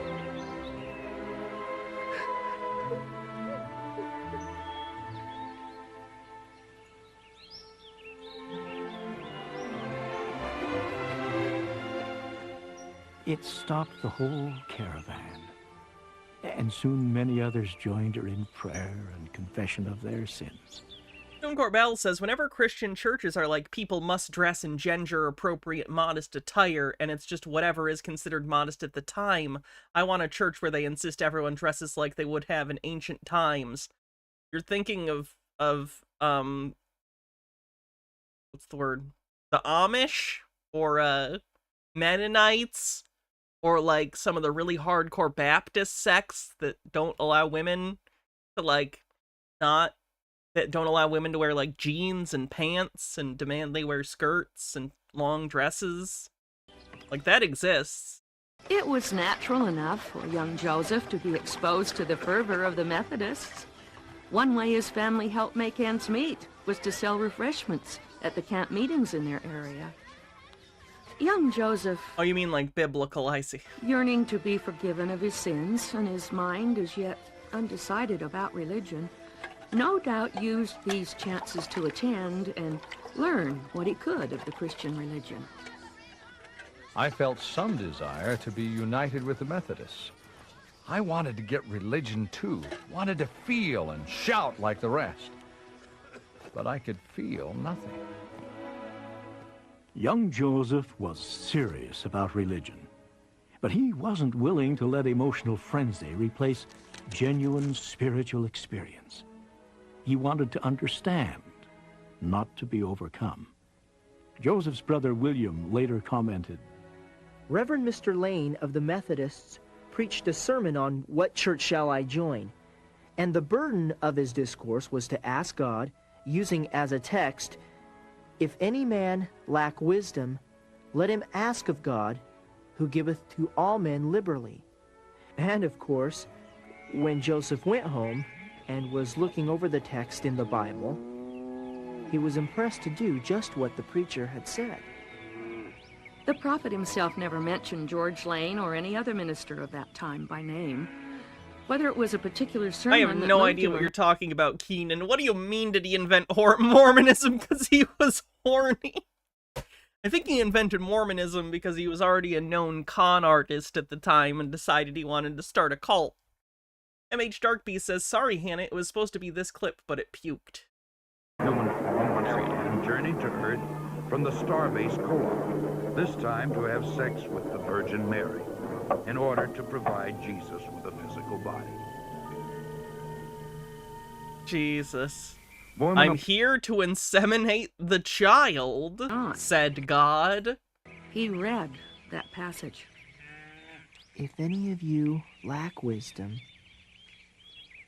let him ask of God, that giveth to all men liberally, and upbraideth not, and it shall be given him.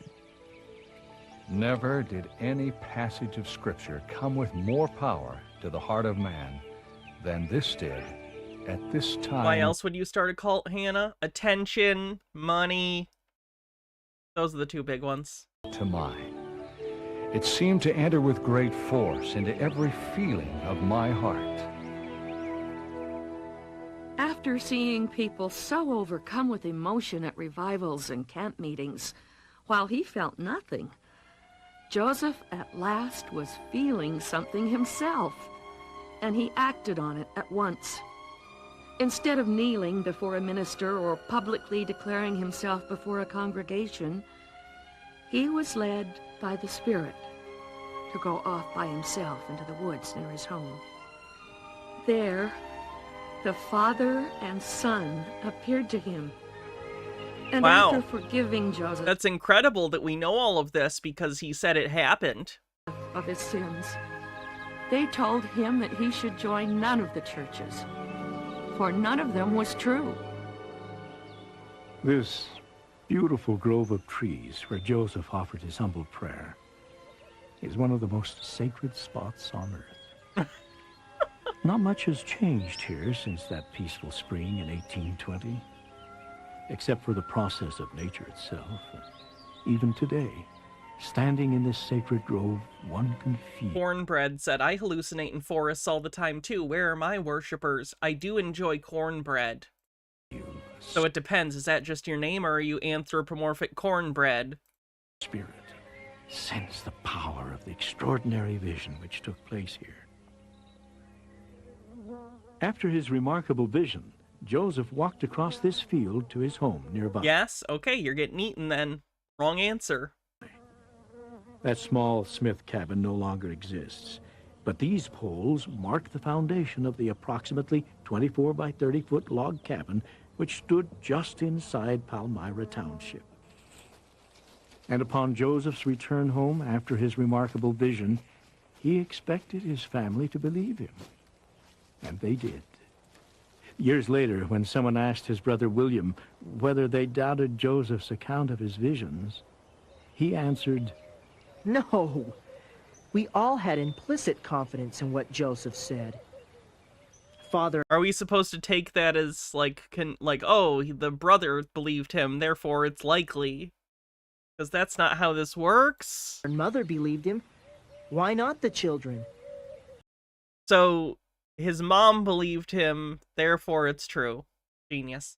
Sophie, thanks for a 10 Canadian dollar super chat. Says great content curation ability. Go Hannah. Thank you. Well, I suppose if he had told crooked stories about other things, we might have doubted his word. But Joseph was a truthful boy. In his innocence, the young prophet thought that the I believe other people had other things to say about the supposed trustworthiness of Joseph Smith, and what they had to say contemporaneously was, he's a con man. people he knew would be as excited as he was by the word of the Lord that had come to him. But he was gravely mistaken. Some few days after I had this vision, I happened to be in company with one of the Methodist preachers. I took occasion to give him an account of the vision which I had. I was greatly surprised at his behavior. He treated my communication... No, Hannah, he totally always found water. For those that don't know, Joseph Smith used, like, divining rods, which, if you don't know, divining rods are a crackpot thing. It's an old scam. If you've ever seen, basically, it's two rods that have kind of an L shape, and you hold them in your hands, and they go out like this. And you're supposed to be able to, in theory, this is the story of the con, is that you can use them to find water, or oil, or whatever you want to find under the ground.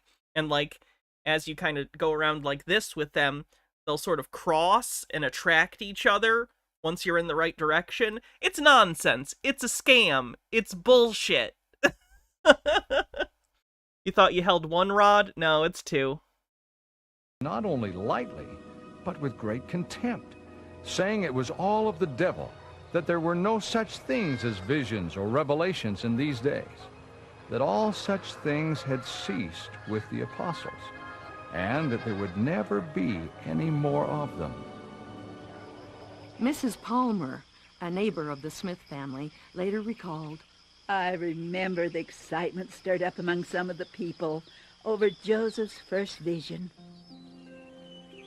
One of our church leaders came to my father to remonstrate against allowing such close friendship between his family and the Smith boy, as he called him. I remember the churchman saying, in a very solemn and impressive tone, the very influence the boy carries is the danger we fear for the coming generation. Not only the young men, but all who come in contact with him will follow him. I appreciate that half of the things they're using to bolster the reputation of Joseph Smith is literal hearsay. Like, they're not even pretending to have some sort of documentation. They're just like, someone overheard someone say this thing. And Thomas Taylor, another neighbor, also remembered. Why, these rascals at one time took Joseph Smith and ducked him in the pond that you see over there, just because he preached what he believed in and for nothing else. And if Jesus Christ had been there, they would have done the same to him. Now, I don't believe like he did, but every man has a right to his religious opinions and to advocate his views too.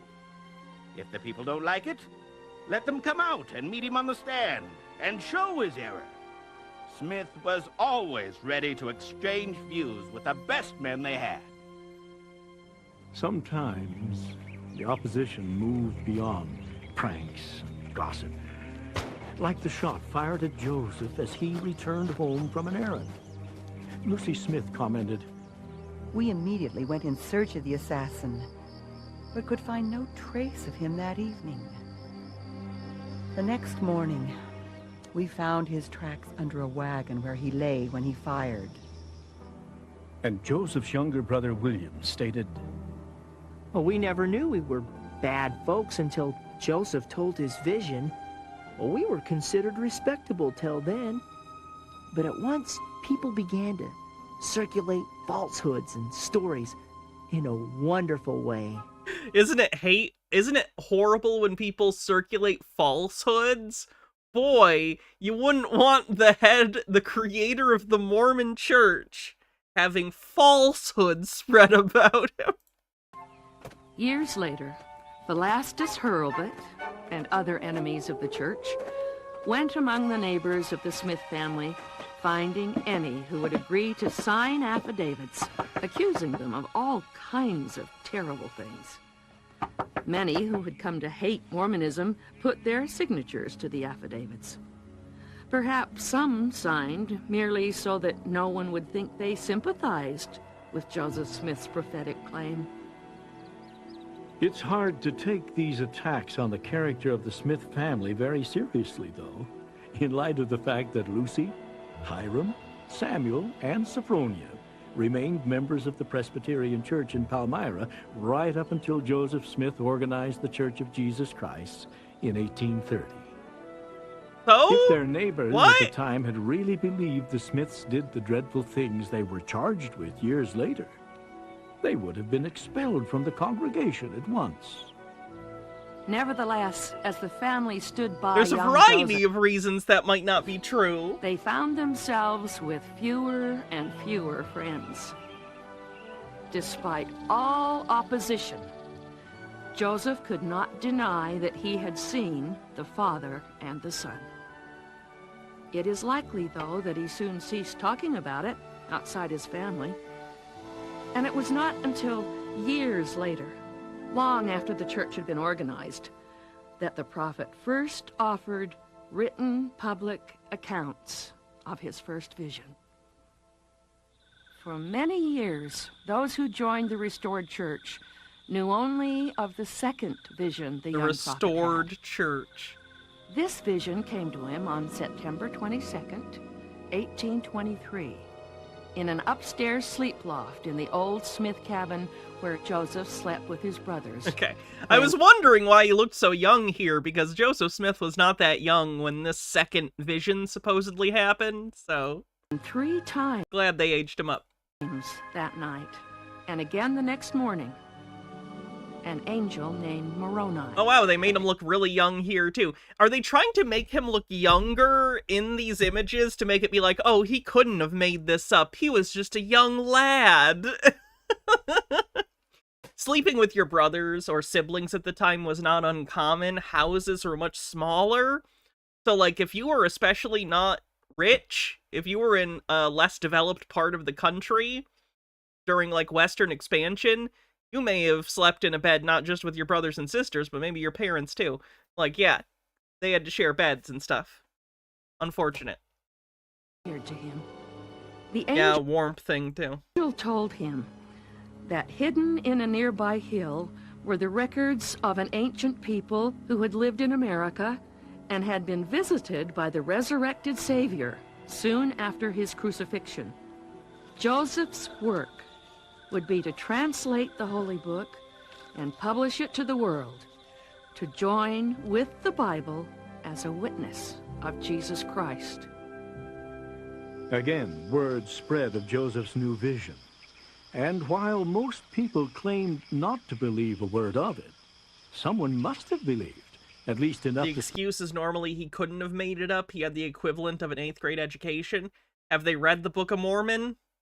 Because an 8th grade education tracks with the writing of the Book of Mormon and its faux attempts to sound, ancient.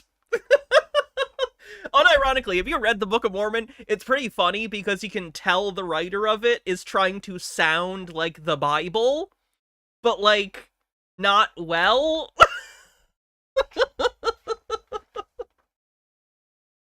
spend time digging for buried treasure in the hills around Palmyra. Although they found the stone box which held them, they never found the place. And later, the prophet himself described what he found in the hill we now call Cumorah. a hill where the Book of Mormon tells us other records were once buried. On the west side of this hill, not far from the top, I know I have a Book of under a Mormon stone of somewhere. I'll have to considerable grab it sometime, because I would like to read you... I guess I could just look it up online. Hold on. Let's read a little bit. So you can kind of see what I mean.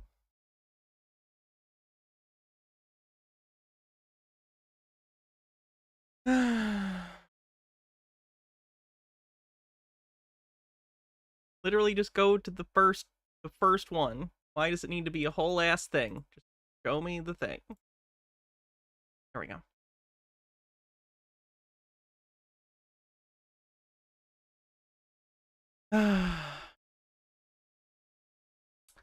I, Nephi, having been born of goodly parents, therefore I was taught somewhat in all the learning of my father, and having seen many afflictions in the course of my days, nevertheless having been highly favored of the Lord in all my days, yea, having had a great knowledge of the goodness and the mysteries of God, therefore I make a record of my proceedings in my days. Yea, I make a record in the language of my father, which consists of the learning of the Jews and the language of the Egyptians. And I know that the record which I make is true, and I make it with mine own hand, and I make it according to my knowledge. For it came to pass in the commencement of the first year of the reign of Zedekiah, king of Judah, my father Lehi, having dwelt at Jerusalem in all his days, and in that same year there came many prophets, prophesying unto the people that they must repent, or the great city Jerusalem must be destroyed. You get what I'm saying? It's like written like someone trying to sound like biblical sounding, but it's also clearly written from like someone not from, like, either biblical times, or the time when, like, the King James version of the Bible was, came out. But it's trying to kind of sound like that. And it came to pass. Like, there's a lot of stuff like that. Look, there's verse 6 and 7 start with, and it came to pass. He loves that phrase. Wherefore it came to pass, and it came to pass, and it came to pass, and being thus overcome with the Spirit. Do you see what I mean? Like, every verse starts with something like that. And it came to pass, and he also saw, and they came down, and it came to pass, and it came to pass. I'm just putting it out there. I would believe someone with an 8th grade education wrote this, because they keep using the same phrasing. They keep, like, it's very redundant. Just put it out there. Size, lay the plates, deposited in a stone box. Jay's a Proxy says, according to Quora, and it came to pass occurs 1,123 in the 531-page Book of Mormon narrative. By comparison, and it came to pass occurs just 5 times in the 291 pages of the Doctrine and Covenants. The phrase only appears when the Doctrine and Covenants cites ancient narrative. That's one phrase that he picked up on, and he thought made it sound ancient, so he kept using it. I looked in, and there indeed did I behold the plates, the Urim and Thummim, and the breastplate as stated by the messenger. Many years after this blessed event, a statue was erected on the hill Cumorah in honor of the angelic messenger Iro Getty, thanks for following. Moroni, whose stirring message to young... This is the only portrayal of Joseph Smith you'll recognize. The human family with its happy influence. I love that man better that swears a stream as long as my arm, yet deals justice to his neighbors and mercifully deals his bounty to the poor, than the long, smooth-faced hypocrite. I don't... Which one's supposed to be Joseph Smith? What a man's character is. If he's a friend to me, a true friend, I will be a friend to him and preach the gospel of salvation to him. Ah.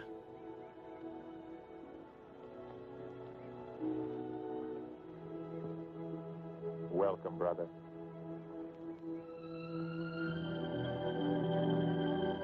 Richard Mull? Is he related to Martin No two Mull? men could have been born further apart.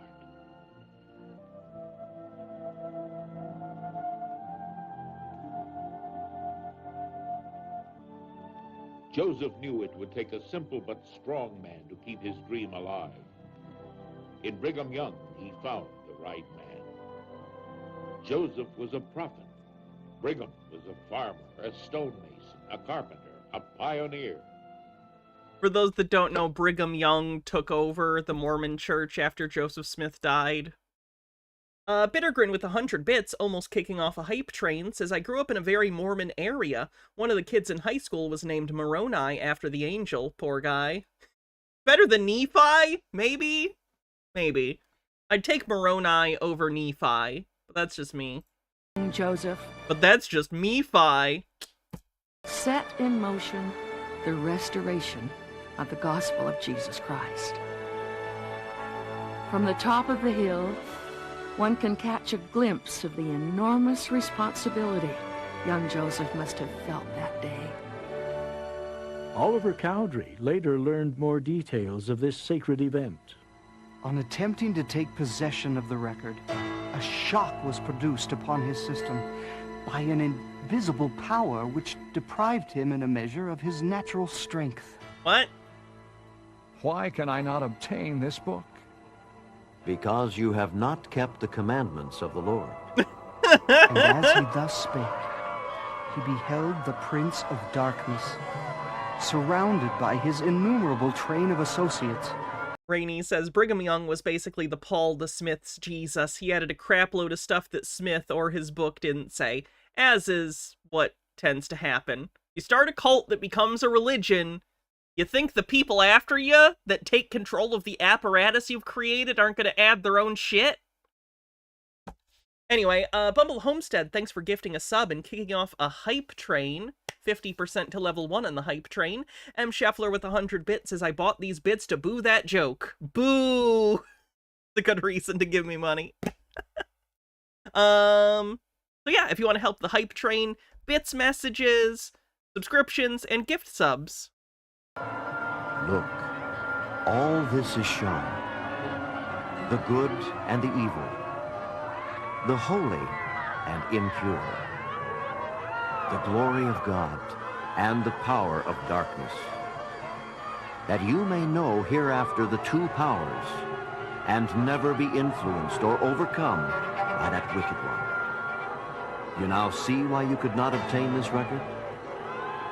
They are not deposited here for the sake of accumulating gain and wealth for the glory of this world. They were sealed by the prayer of faith, and they are of no worth among the children of men, except for their knowledge. On them is contained the fullness of the gospel of Jesus Christ. Not only did the angel tell young Joseph about the Book of Mormon, but he revealed the grand overview of the restoration of the gospel. Joseph was told to return to this place every year for the next 4 years to be taught until he was ready to receive the plates. From this time forth, Joseph continued to receive instructions from the Lord. Nemesaur, thank you so much for gifting 20 Tier 1 subs to the community, almost halfway to the sub goal for the month. Thank you muchly. Level 5 complete. And we continue to get the children together every evening for the purpose of listening, while he gave us a relation of the same.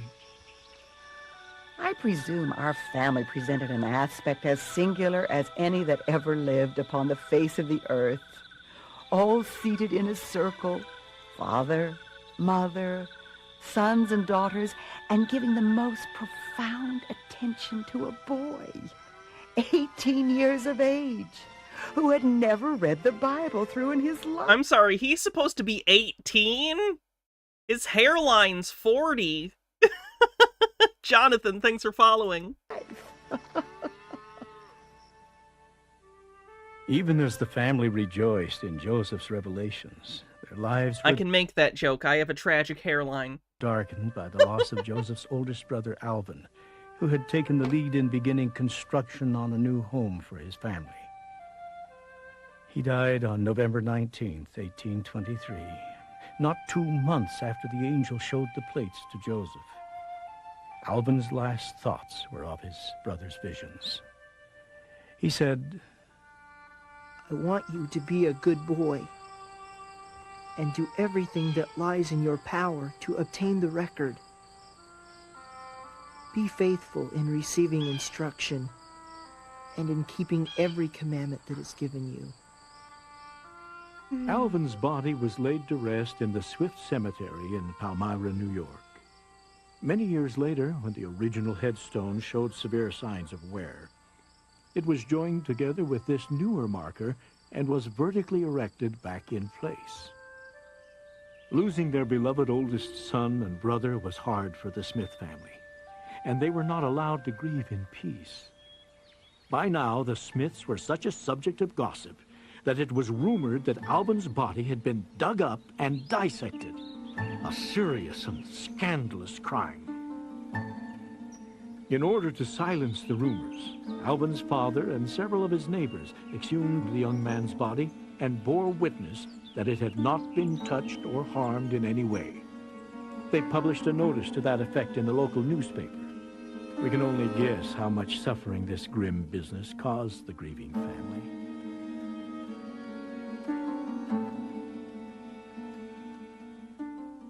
Finally, almost 2 years after Alvin's death, the Smiths moved into the house that Alvin had worked so hard to build.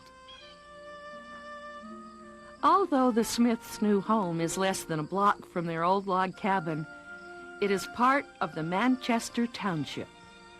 Still standing today, much of the home's interior has been restored to the way it was when the Smiths lived there.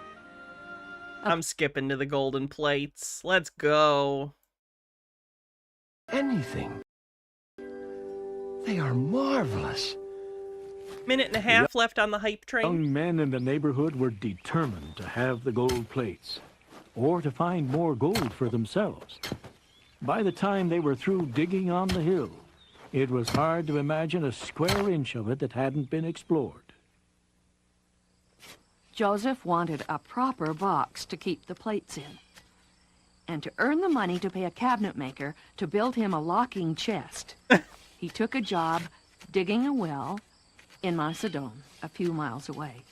Minute on the But hype train. Emma soon came to report that new conspiracies were afoot to take the plates from Joseph. New conspiracies to take these plates that definitely exist. Uneasy now with leaving the plates hidden in the woods, Joseph hurried home and retrieved the plates.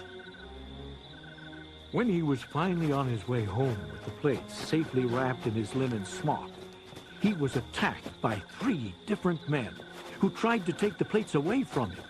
Joseph no sooner fled from one than he ran into the next. But protected by the Spirit, as well as his own strength and speed, he got the plates safely home. He put the plates in this box, which at the time belonged to Hiram, although it had been Alvin's before his death.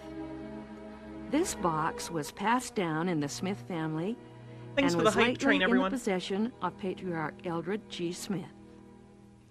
This chest that I have here is the chest that Joseph borrowed on that occasion to put the gold plates, the breastplate, and the Urim and Thummim in. Are we supposed to go, oh, the gold plates must be real because this box exists?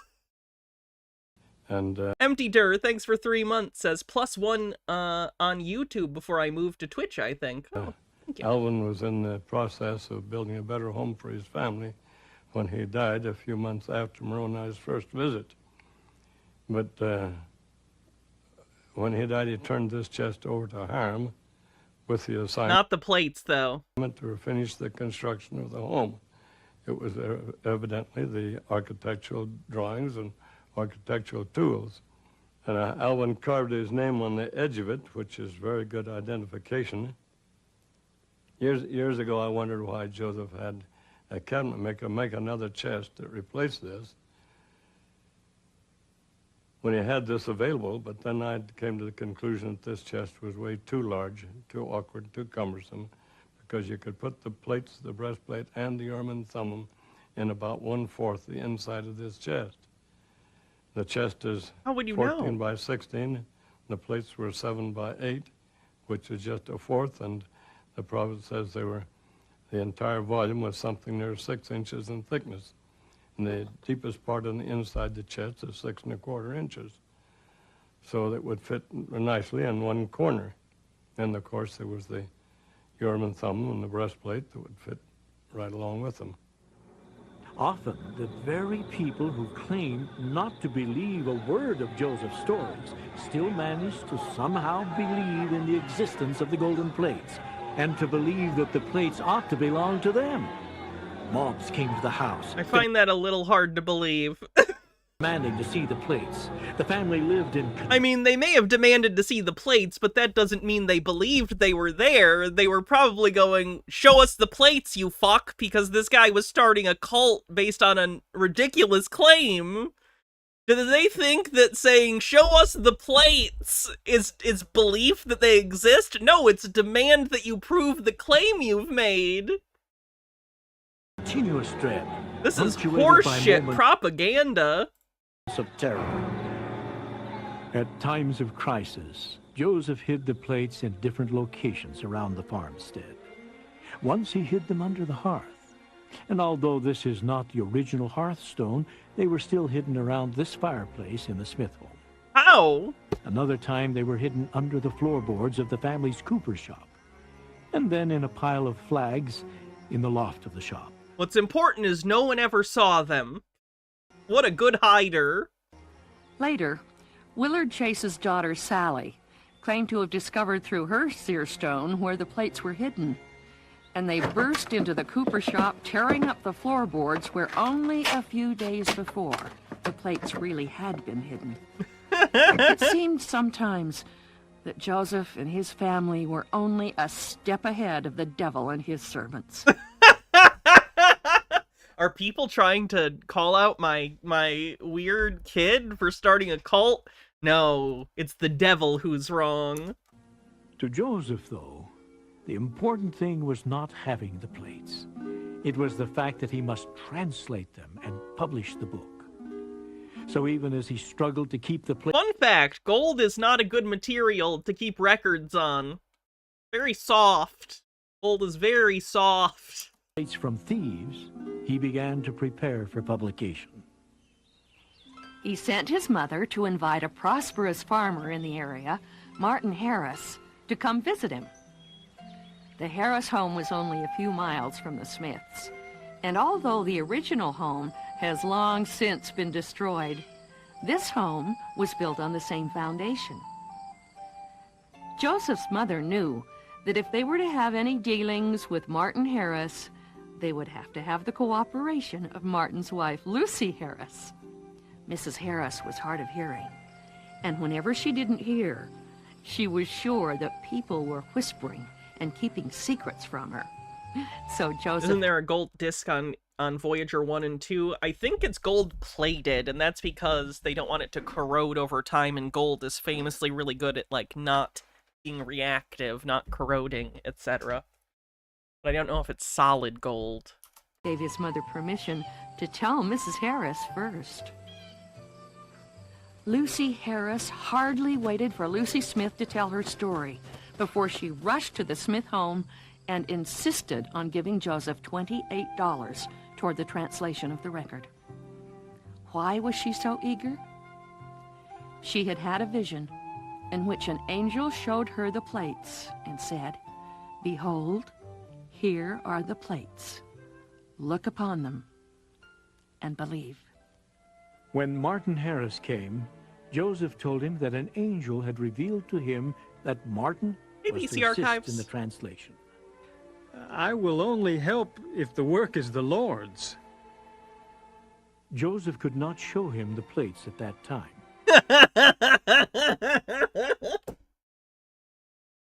But he allowed Harris to heft the box that held them. You... Why is it that starting a cult is so easy? Okay, you can't look at the plates, But they're in this box. I promise they're in here. You can hold the box, but don't look inside. Box full of rocks. God damn it. People are so dumb. We're so stupid. We are too stupid to live as a species. I'm putting it out there. I hope the next species does better. I hope it's ants. I hope Saul Bass was right. When Harris returned home, he prayed, and later said, I was shown by God that it Bittergrin says he should have at least had to make some fake plates, right?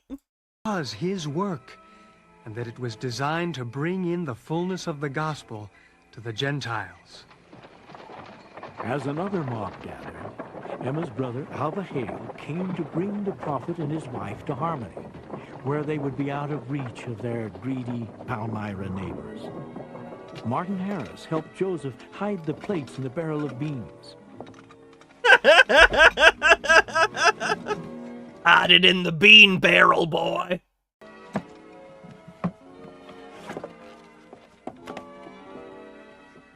So did these beans become, like, super holy after this?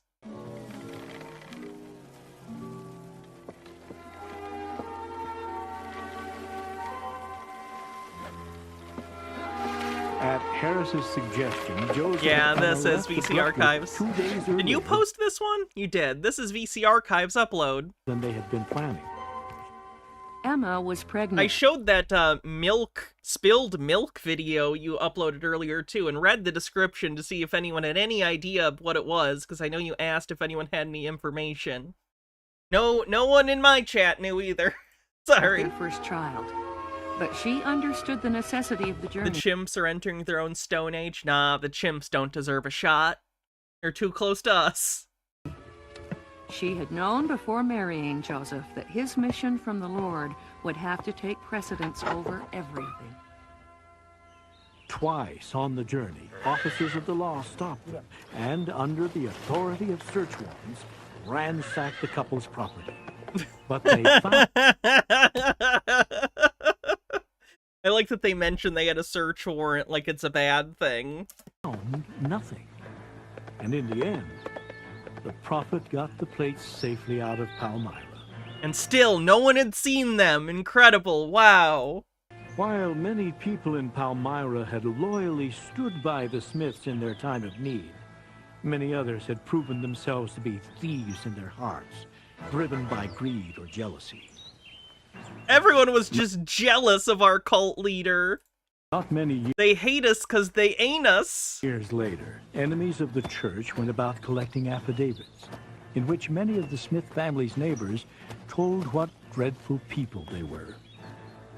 One can't help but wonder how many of those affidavits were written or signed by the very people who had tried and failed to steal the golden plates. There were no plates! Your church leader's a shit! God damn it. Smith. The Lord had stopped them from... You're just jealous you don't have our golden plates no one's ever seen. Blocking his work by force. But they could still try to hinder it with lies. In Harmony, Joseph and Emma were soon able to purchase a house from Emma's brother Jesse. Today, markers are all that remain of the buildings on the Hale farmstead.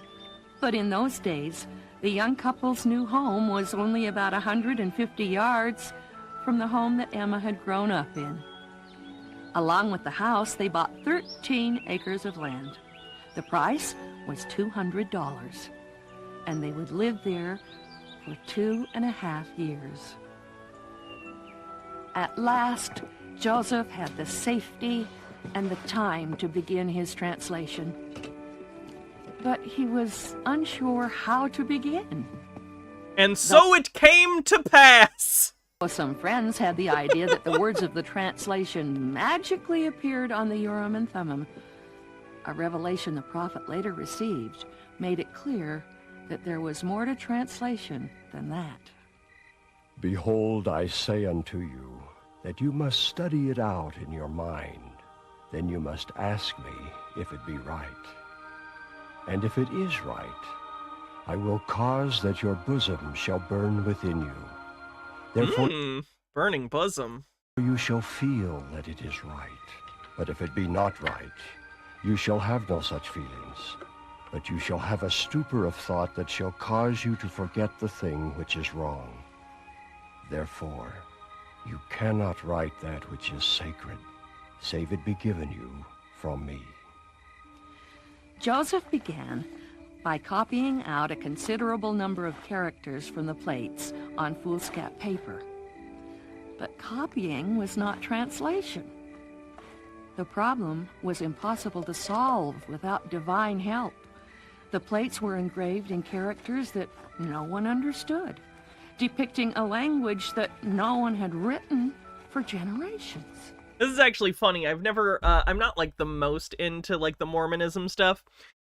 Does the Mormon Church have any of these records of what he drew? Like, do they have what he claims the hieroglyphics or the characters on the plates looked like? Do they have any of that? Because I'd be so curious if an actual language expert has ever looked at any of his material and been like, oh yeah, that's just a thing he made up. Like, that's nonsense. That doesn't even work as a conlang. Like, what are you doing? They have. It's all nonsense. By the power of God, I translated the Book of Mormon from hieroglyphics, the knowledge of which was lost to the world. In which wonderful event I stood alone, an unlearned youth. When the translation began, Emma served as his scribe. Joseph and Emma soon found that the most serious limitation on their work was not the translation itself, for that flowed smoothly under divine inspiration. Rather, I bet it did.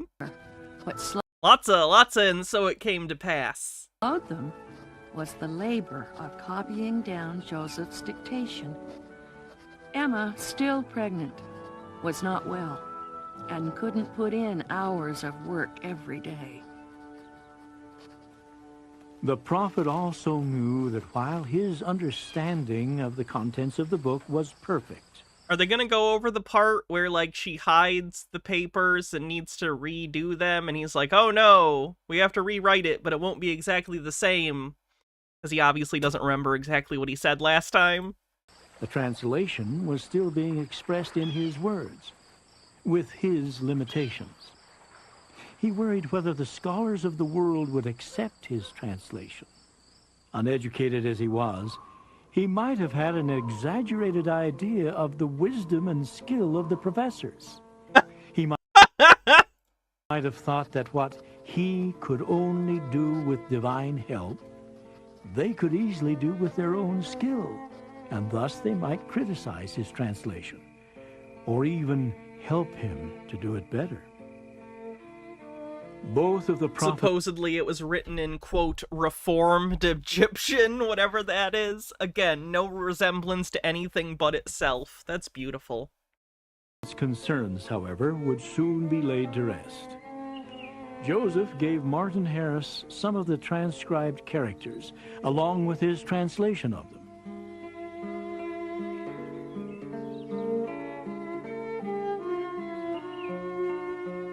This is the actual copy of the characters that Joseph gave to Martin Harris. Oh no, it looks like wingdings.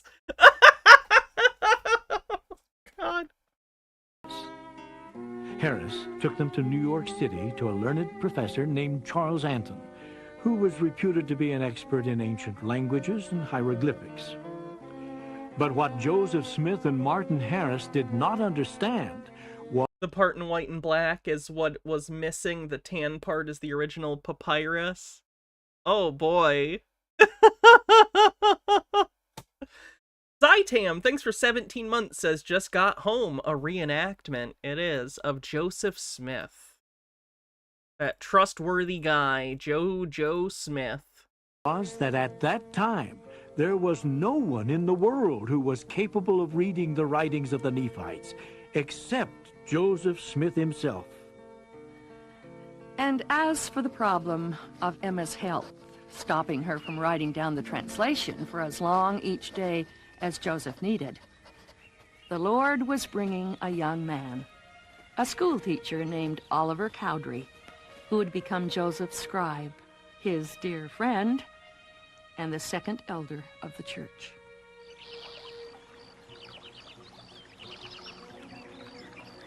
Not far away from the house where Joseph translated, there flowed the waters of the Susquehanna River, waiting for the first baptisms of the new dispensation. Oh wow, they're really not gonna talk about when he had to do the retranslation thing. That's hilarious. The long period... In other words, the expert said it was all BS. Yeah, it's weird that they danced around that. Like, they didn't even directly say that the guy said that, but they did the response of, like, what they didn't understand is that no one could translate this. The period of preparation was over. Hit return too soon.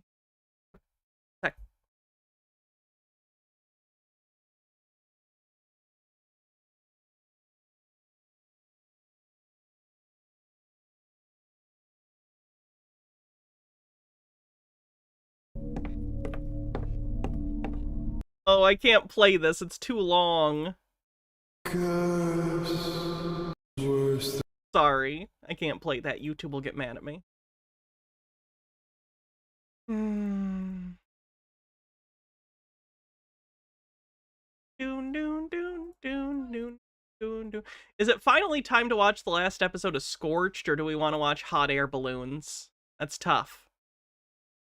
Watch Hot Air Balloons.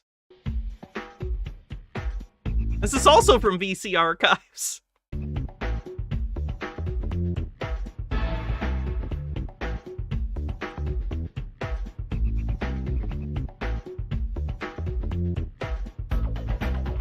Not as exciting as you'd think it would be.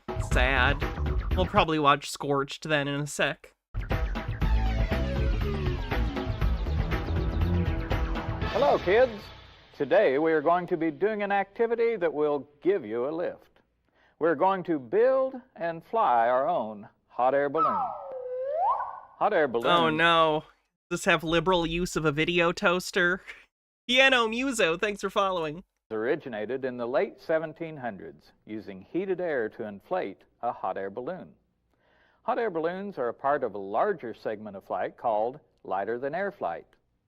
Along with hot air balloons, blimps and dirigibles filled with hydrogen or helium. Never heard dirigible said that way. Fly due to a dirigible principle called buoyancy. Buoyancy is a tendency for an object to float or rise when submerged in a fluid. Normally, when we think of objects as being buoyant, we think of objects floating on water. Okay, this is no Beekman's World. We're gonna watch Scorched. For those who haven't seen it, we have watched the first 2 episodes of Scorched.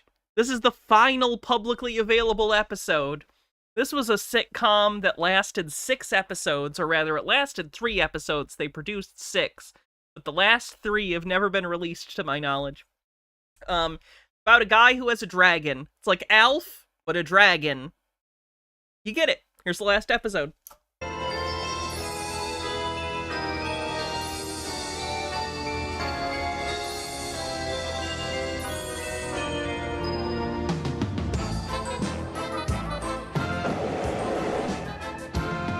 When you wake up with a fire in your belly, and your breath feels charred when you yawn, and your cave is covered in cobwebs, and suddenly 100 years are gone. Like, I at least wish they would release the last 3 episodes, you know? The show's dead, you know? But that's half the series that we're just never gonna get. And I started this series being kind of iffy on it, but I love this puppet. I've fallen in love with the Scorched puppet, and I think it deserved better. When it seems as if your surroundings have all been tossed and twirled, remember things happen at the right time, and you got all the time in the world. Oh yes. When you fly around in a tizzy, and your wings are pumping stale air, and you know something weird is happening, 'cause everything is different everywhere. When you can't find a knight or a dragon, and there's nowhere to get your horn curled, remember things happen at the right time, and you got all the time in the world. Guess you got all Don't know why they canceled it. Probably too similar to Alf. I assume people just weren't that into it. I assume the puppet was pretty expensive. And they had rigs for this, because, like, you can tell in some scenes that there's actual puppeteers under the floor. So it's one of those sets where it's probably built up a little bit, so you can have puppeteers working underneath the set, with parts of the set, like, the ground coming up, so they can, like... So I'm assuming it was a little expensive to put together, and it just probably didn't get the numbers it needed. down in the world.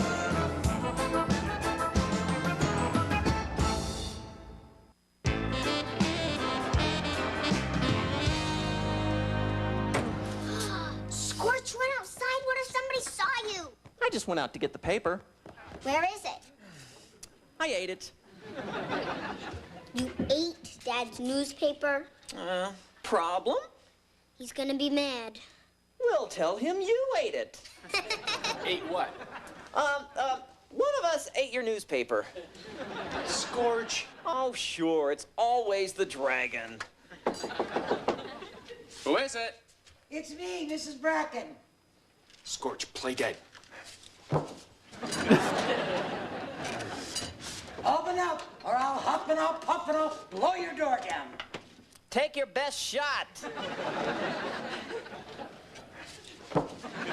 Okay. So for those who haven't seen the first 2 episodes, part of the premise of this as well is other people think Scorch is just a puppet. Like, the guy's a weatherman, and he brings Scorch to work and pretends he's a ventriloquist dummy. So everyone else thinks Scorch is a puppet. He is a puppet, but not in the logic of the show, obviously. Dirty, thanks for 120 stream streak. As I tried to describe this show to my mum, she believed me when I said it got worse. Hey, here I come. I'm just going down the hall to get a running start. Mrs. Bracken? No, The puppet is adorable, but the writing is atrocious. Worse shows have gone on for longer. Indeed, Cassafell, very soon. Works every time. Hi, sweetheart. Hi, Mrs. Bracken. I do hope I didn't see an animal fetching your newspaper this morning. I hope you didn't either. We don't have an animal. Or a paper. You do know the building rules about pets. But I've had Brian for so long. I'd hate to get rid of him. Miss Bracken, we don't have any pets here, like dogs or cats or hamsters. That's why I have to eat out so much. You know, this puppet is so lifelike, it's scary. You too. By the way, whoever fetched your paper left half of it out front. I don't know about you, but I can never finish a Sunday paper. It was really nice of you to bring the paper down. Thank you. Now get out. Don't make me your worst nightmare, Mr. Stevens. Because I'd enjoy it. Bye, sweetheart. Bye. Do you want to see Mrs. Bracken throw us out of here? Okay. It does look similar to dinosaurs, but I don't think it's a Henson puppet. Did we look this up once? I don't remember in the credits if it says who did the puppet on this. Hey, Daddy, look. You and Scorch are on the cover of the TV log. This is great. My snout looks huge. How do I look? Never better. Really? I had no... Wait a minute. All they got was my ear. Yeah, but it's your good ear. Scorch, this is neat. Now you're really famous. Oh. This isn't my good ear. Stop complaining. You're lucky to be on the cover at all.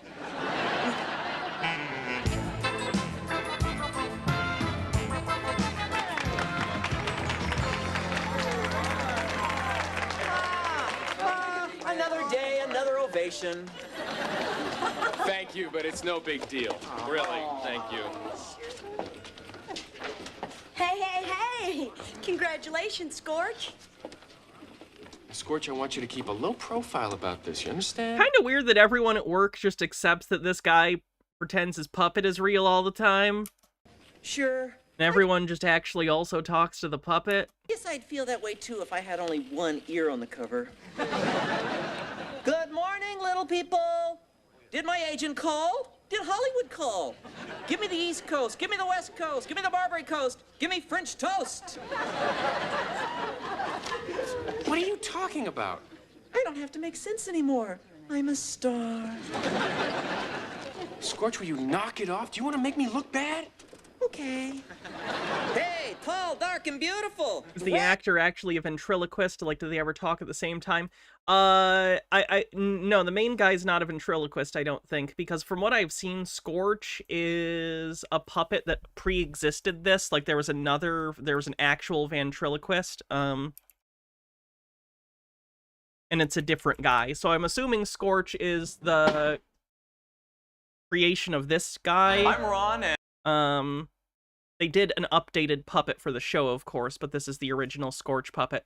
So I'm assuming the guy they got to play the lead guy isn't a ventriloquist, though I could be wrong. Get on over here. Come on, babe. Are you talking to me? Hi, Allison. I'm just fooling around. Oh. Speaking of fooling around, how about you and me getting some plastic surgery together? I'm buying. Sounds like fun, but I'm busy this afternoon. I'm sorry.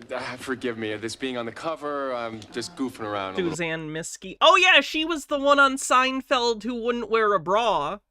And then they gave her a bra, and she'd only wear the bra, and she caused a car accident. A bit. I apologize. But I don't. This is terrific, Brian. I'm really happy for you. I'm happy for me, too. Scorch, will you knock it off? It's no big deal. I mean, I don't know who pays attention to who's on the cover of these things anyway. Out of my way, everyone. Out of my way. Oh, Howard comes to mind.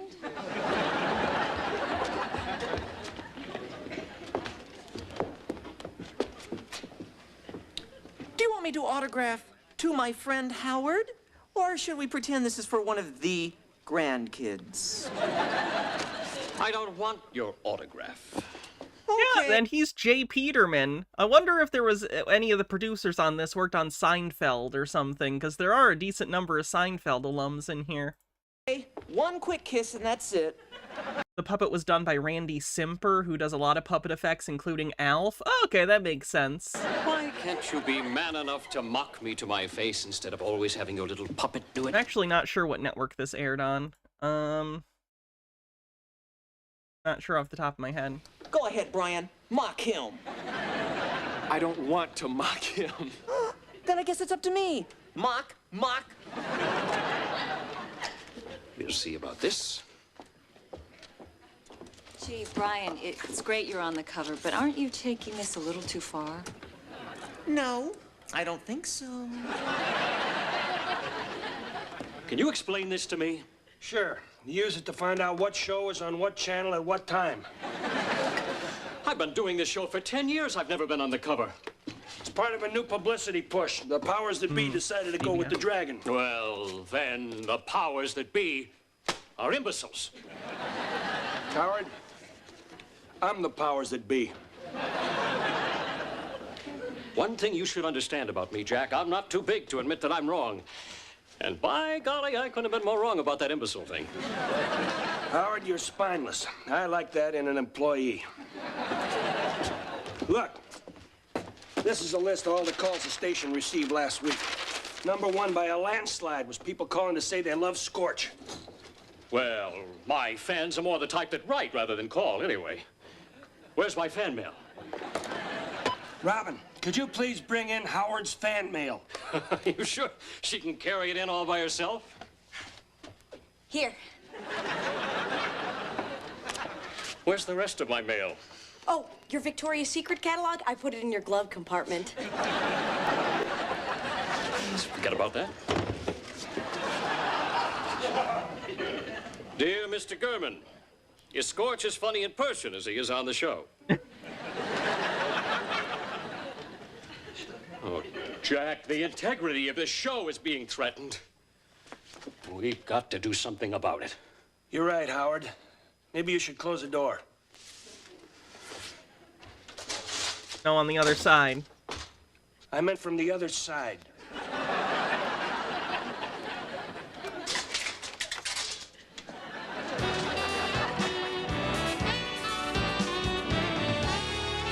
And now the very special segment that some of you have been waiting for.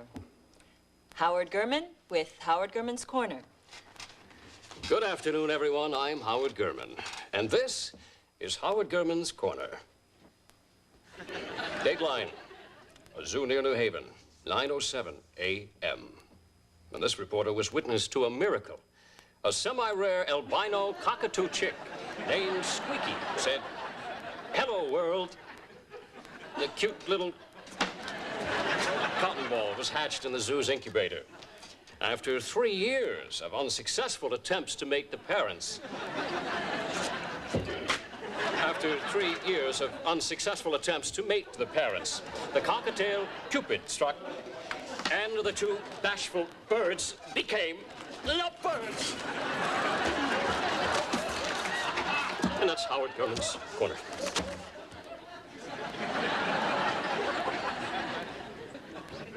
Great to hear about those cockatoos. That's it for Howard Gurman's Corner. We'll be right back after this message. You know, Scorch, you're taking this prima dragon routine too far. When you're out there causing trouble, everyone assumes that I'm the one with attitude. Oh, I'm sorry. I just now realized. Well, that's better. It must be cold there in my shadow. Scorch, if you don't straighten up, I'm gonna leave you home from now on. You literally can't do that. Literally, your job is being a ventriloquist. You cannot do this job without him. What are you talking about? Starving actor ring a bell? You know, Scorch, you keep bringing that up, and I'm getting tired of you insinuating that I couldn't get a job alone. What show is this? This is called Scorched. This is the last episode that's available of it. Excuse me. Just rehearsing. Oh, that's okay. I understand. I talk to myself all the time. I do. I really do. I bet you I'm even doing it right now. I am. See? I was right. Robin, did you come in here for a reason? Oh, Jack wants to see you. You see? Well, thank you for the raid. I hope you had a good stream, Tina. If you could, check out Tina 2 here on Twitch. Welcome, raiders. We're nearing the end of our VHS Vault stream where we're looking at weird content from back in the day captured on VHS. Today we're watching the last episode of Scorched, which is a Alf-like sitcom from the 90s about a dragon. You got me in trouble. Brian, you're acting like you're mad at me. I am mad at you. I guess you never met a dragon with a sense of humor. You stay right here and we will finish this when I get back.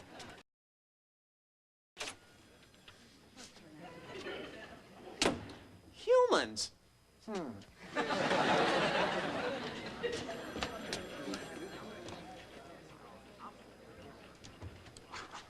Here's the deal. No more gloating, no more upstaging, and no more teasing, Howard. That's my job. Now beat it. Aren't you going to threaten to fire me? Oh, yeah. Do it again and you're fired. Thank you. Anytime. Is that it? Gosh, sorry. I'm all out of parting gifts.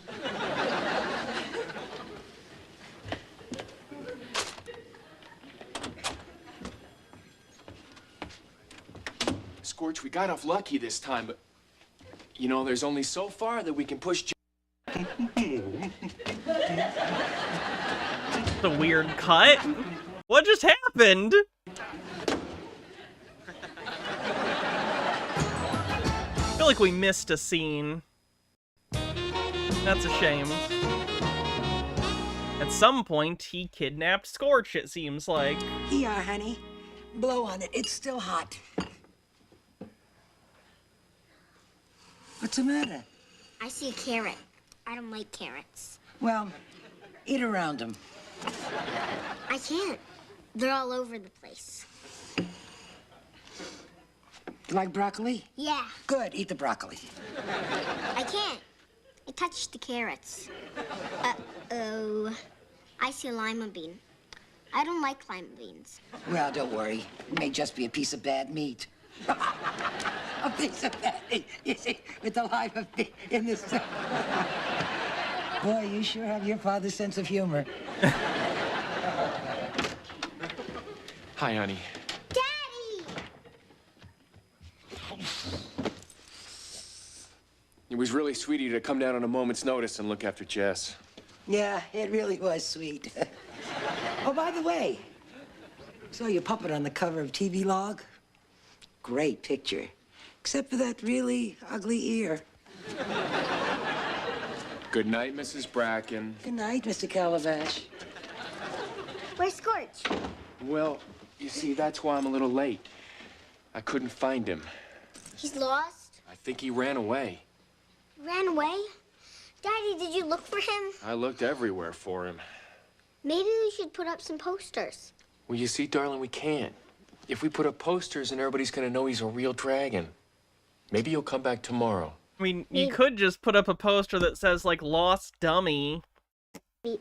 But can we leave him out of snacks so in case he comes home he won't be hungry? That's a great idea. I'll go get some shoes.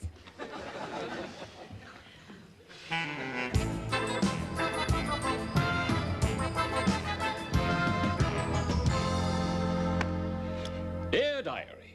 Does he have a horrifying body pillow? Why does the body pillow have a head that big?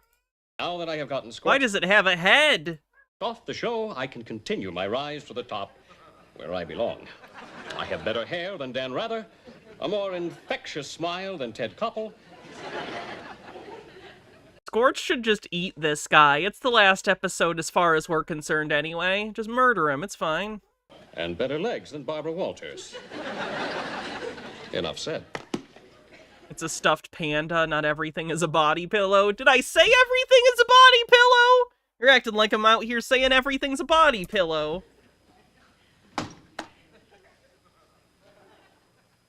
This is inhuman. And I'm not even human. I gotta get out of here.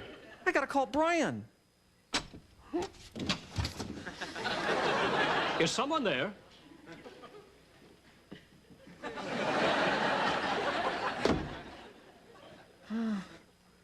How does Brian do this? First he puts it to his face. Oh, and then he plays the music.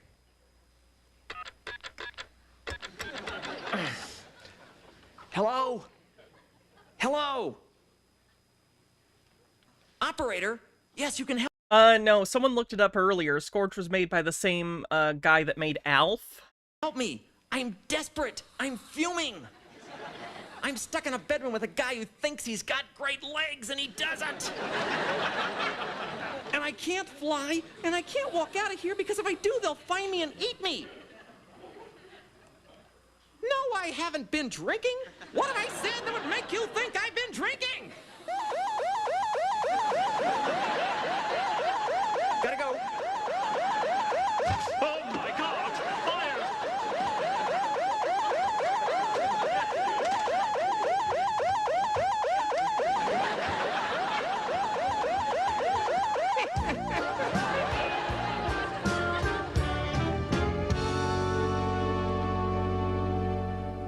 Honey, what are you doing up? It's 3 o'clock in the morning. I couldn't sleep. What are you doing up? Yeah, I couldn't sleep either.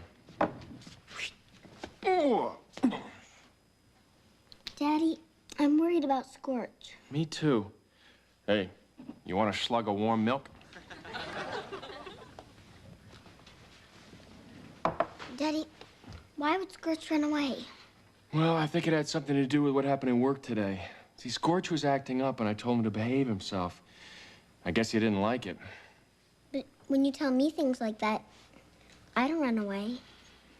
Well, Scorched is a cunt, so... You'll ever see him again? Well, I hope so. Maybe a slug of warm milk. Yeah, I can't say slug is an onomatopoeia I've heard very often. he'll just come home. You mean, like Lassie? Yeah, like a big green fire-breathing lassie.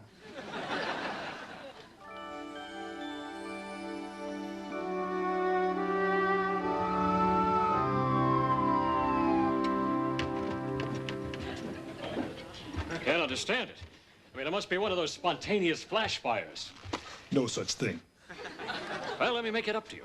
How about an autographed picture? Who are you? Oh.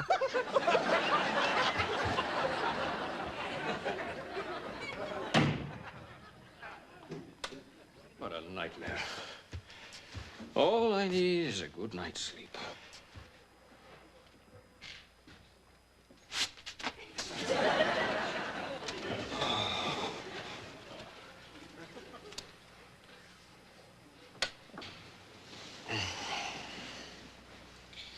Oh God, his neck. His neck is up so high, it would hurt to sleep like that. Like he's borderline sitting up. Okay, there we go. Howard Garman. Howard Garman. What? Howard Garman. Who is it? Your conscience. You've been a naughty boy, Howard Garman. I haven't. Don't interrupt me. I don't like that. Your boyfriend sleeps like that because he's too tall. I've never been happier to be 5'6". Howard. It's maybe not true. I'm pretty thrilled about it for other reasons too. But yeah, you know. Repent, Howard. Return the puppet Scorch. No. No. No, I can't do that. Please, anything but that. Please. It's my career. Return the puppet or burn in hell.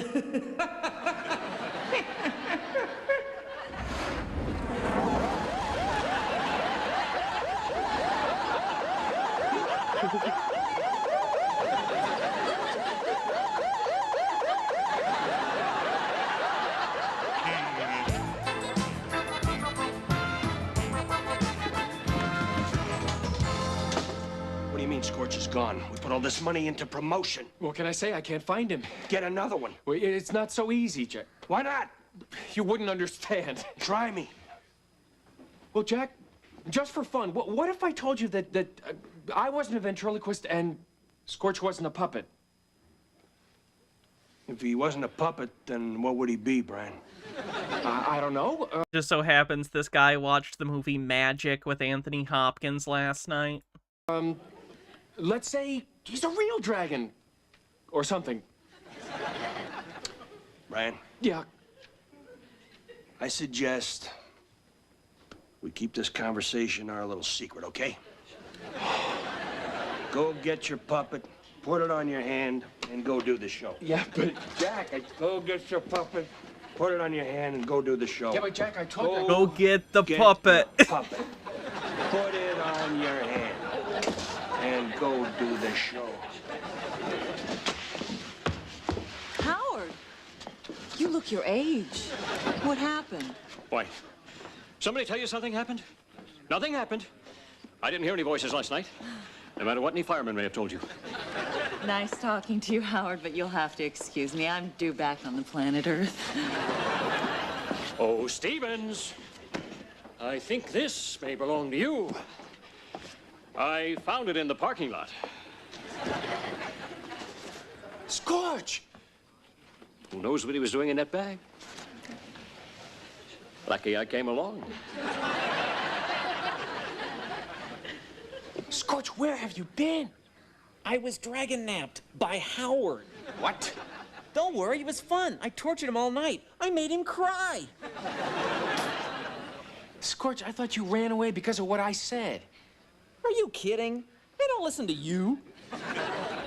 Stevens, good. I see you found your puppet. Oh, Jack, you know, all that stuff that I was joking about, you know, Scorch being real. I hope you didn't believe me. You told him? He told you?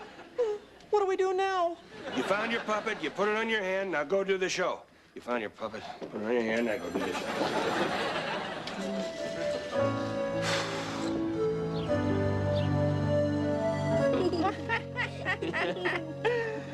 He had his hair in a net and cream all over his face.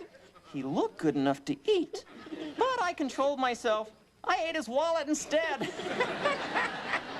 Oh, Scorch, I'm so glad you're back. If you weren't here, it would just be me and Dad. How boring. Well, it wasn't so bad with just the two of us. No, it wasn't so bad. It just wasn't this good. Any rebuttal? Well, she's got a point there. I'm glad you're back, too. Anybody want a snack? I'd love some popcorn. Me, too. How about you? I'm not hungry. I just ate the yellow pages. And that's Well- it. Oh, wait. Well, she has a point there. I'm glad you're back, too. Anybody want a snack? I'd love some popcorn. Me, too. How about you? I'm not hungry. I just ate the yellow pages. Would you want to go rifling through my sock drawer, maybe munch on that stuff? Oh, I don't know. Suffering from some iron poor blood here. Maybe I should eat some of the pots and pans, huh? Mm-hmm. Now, can you humans eat Teflon? I mean, Teflon is a very good thing for drying. Sure. Yeah. No, it doesn't stick down there. Trouble. Brian. Well, now I'm sad because that's the last episode. We did it. Let me double check. There's no Scorch episode 4. Nope. Now I'm sad. We'll never get to see what happens to their wacky family after that. What a bummer. All right. Thank you, everyone, for hanging out. I appreciate ya. Tomorrow we will be doing Sovereign Citizen Saturday, and in about 15-20 minutes we're going to be doing another stream with Cassifel. We're going to be hanging out and talking about who knows what. We're going to let our tangent brains take us where they will. So hopefully I'll see you in a little bit there for that. I will raid Cassifel. We will be right back soon, but I'll raid Cassifel for now. And tell Cassifel I'll be back after I use the bathroom and get some stuff going on. It says CBS canceled after 3 episodes. There were 6, though. They only aired 3. All right, I'll be back soon. See you then. Do do do do do do do do do do do do do do do do do do do.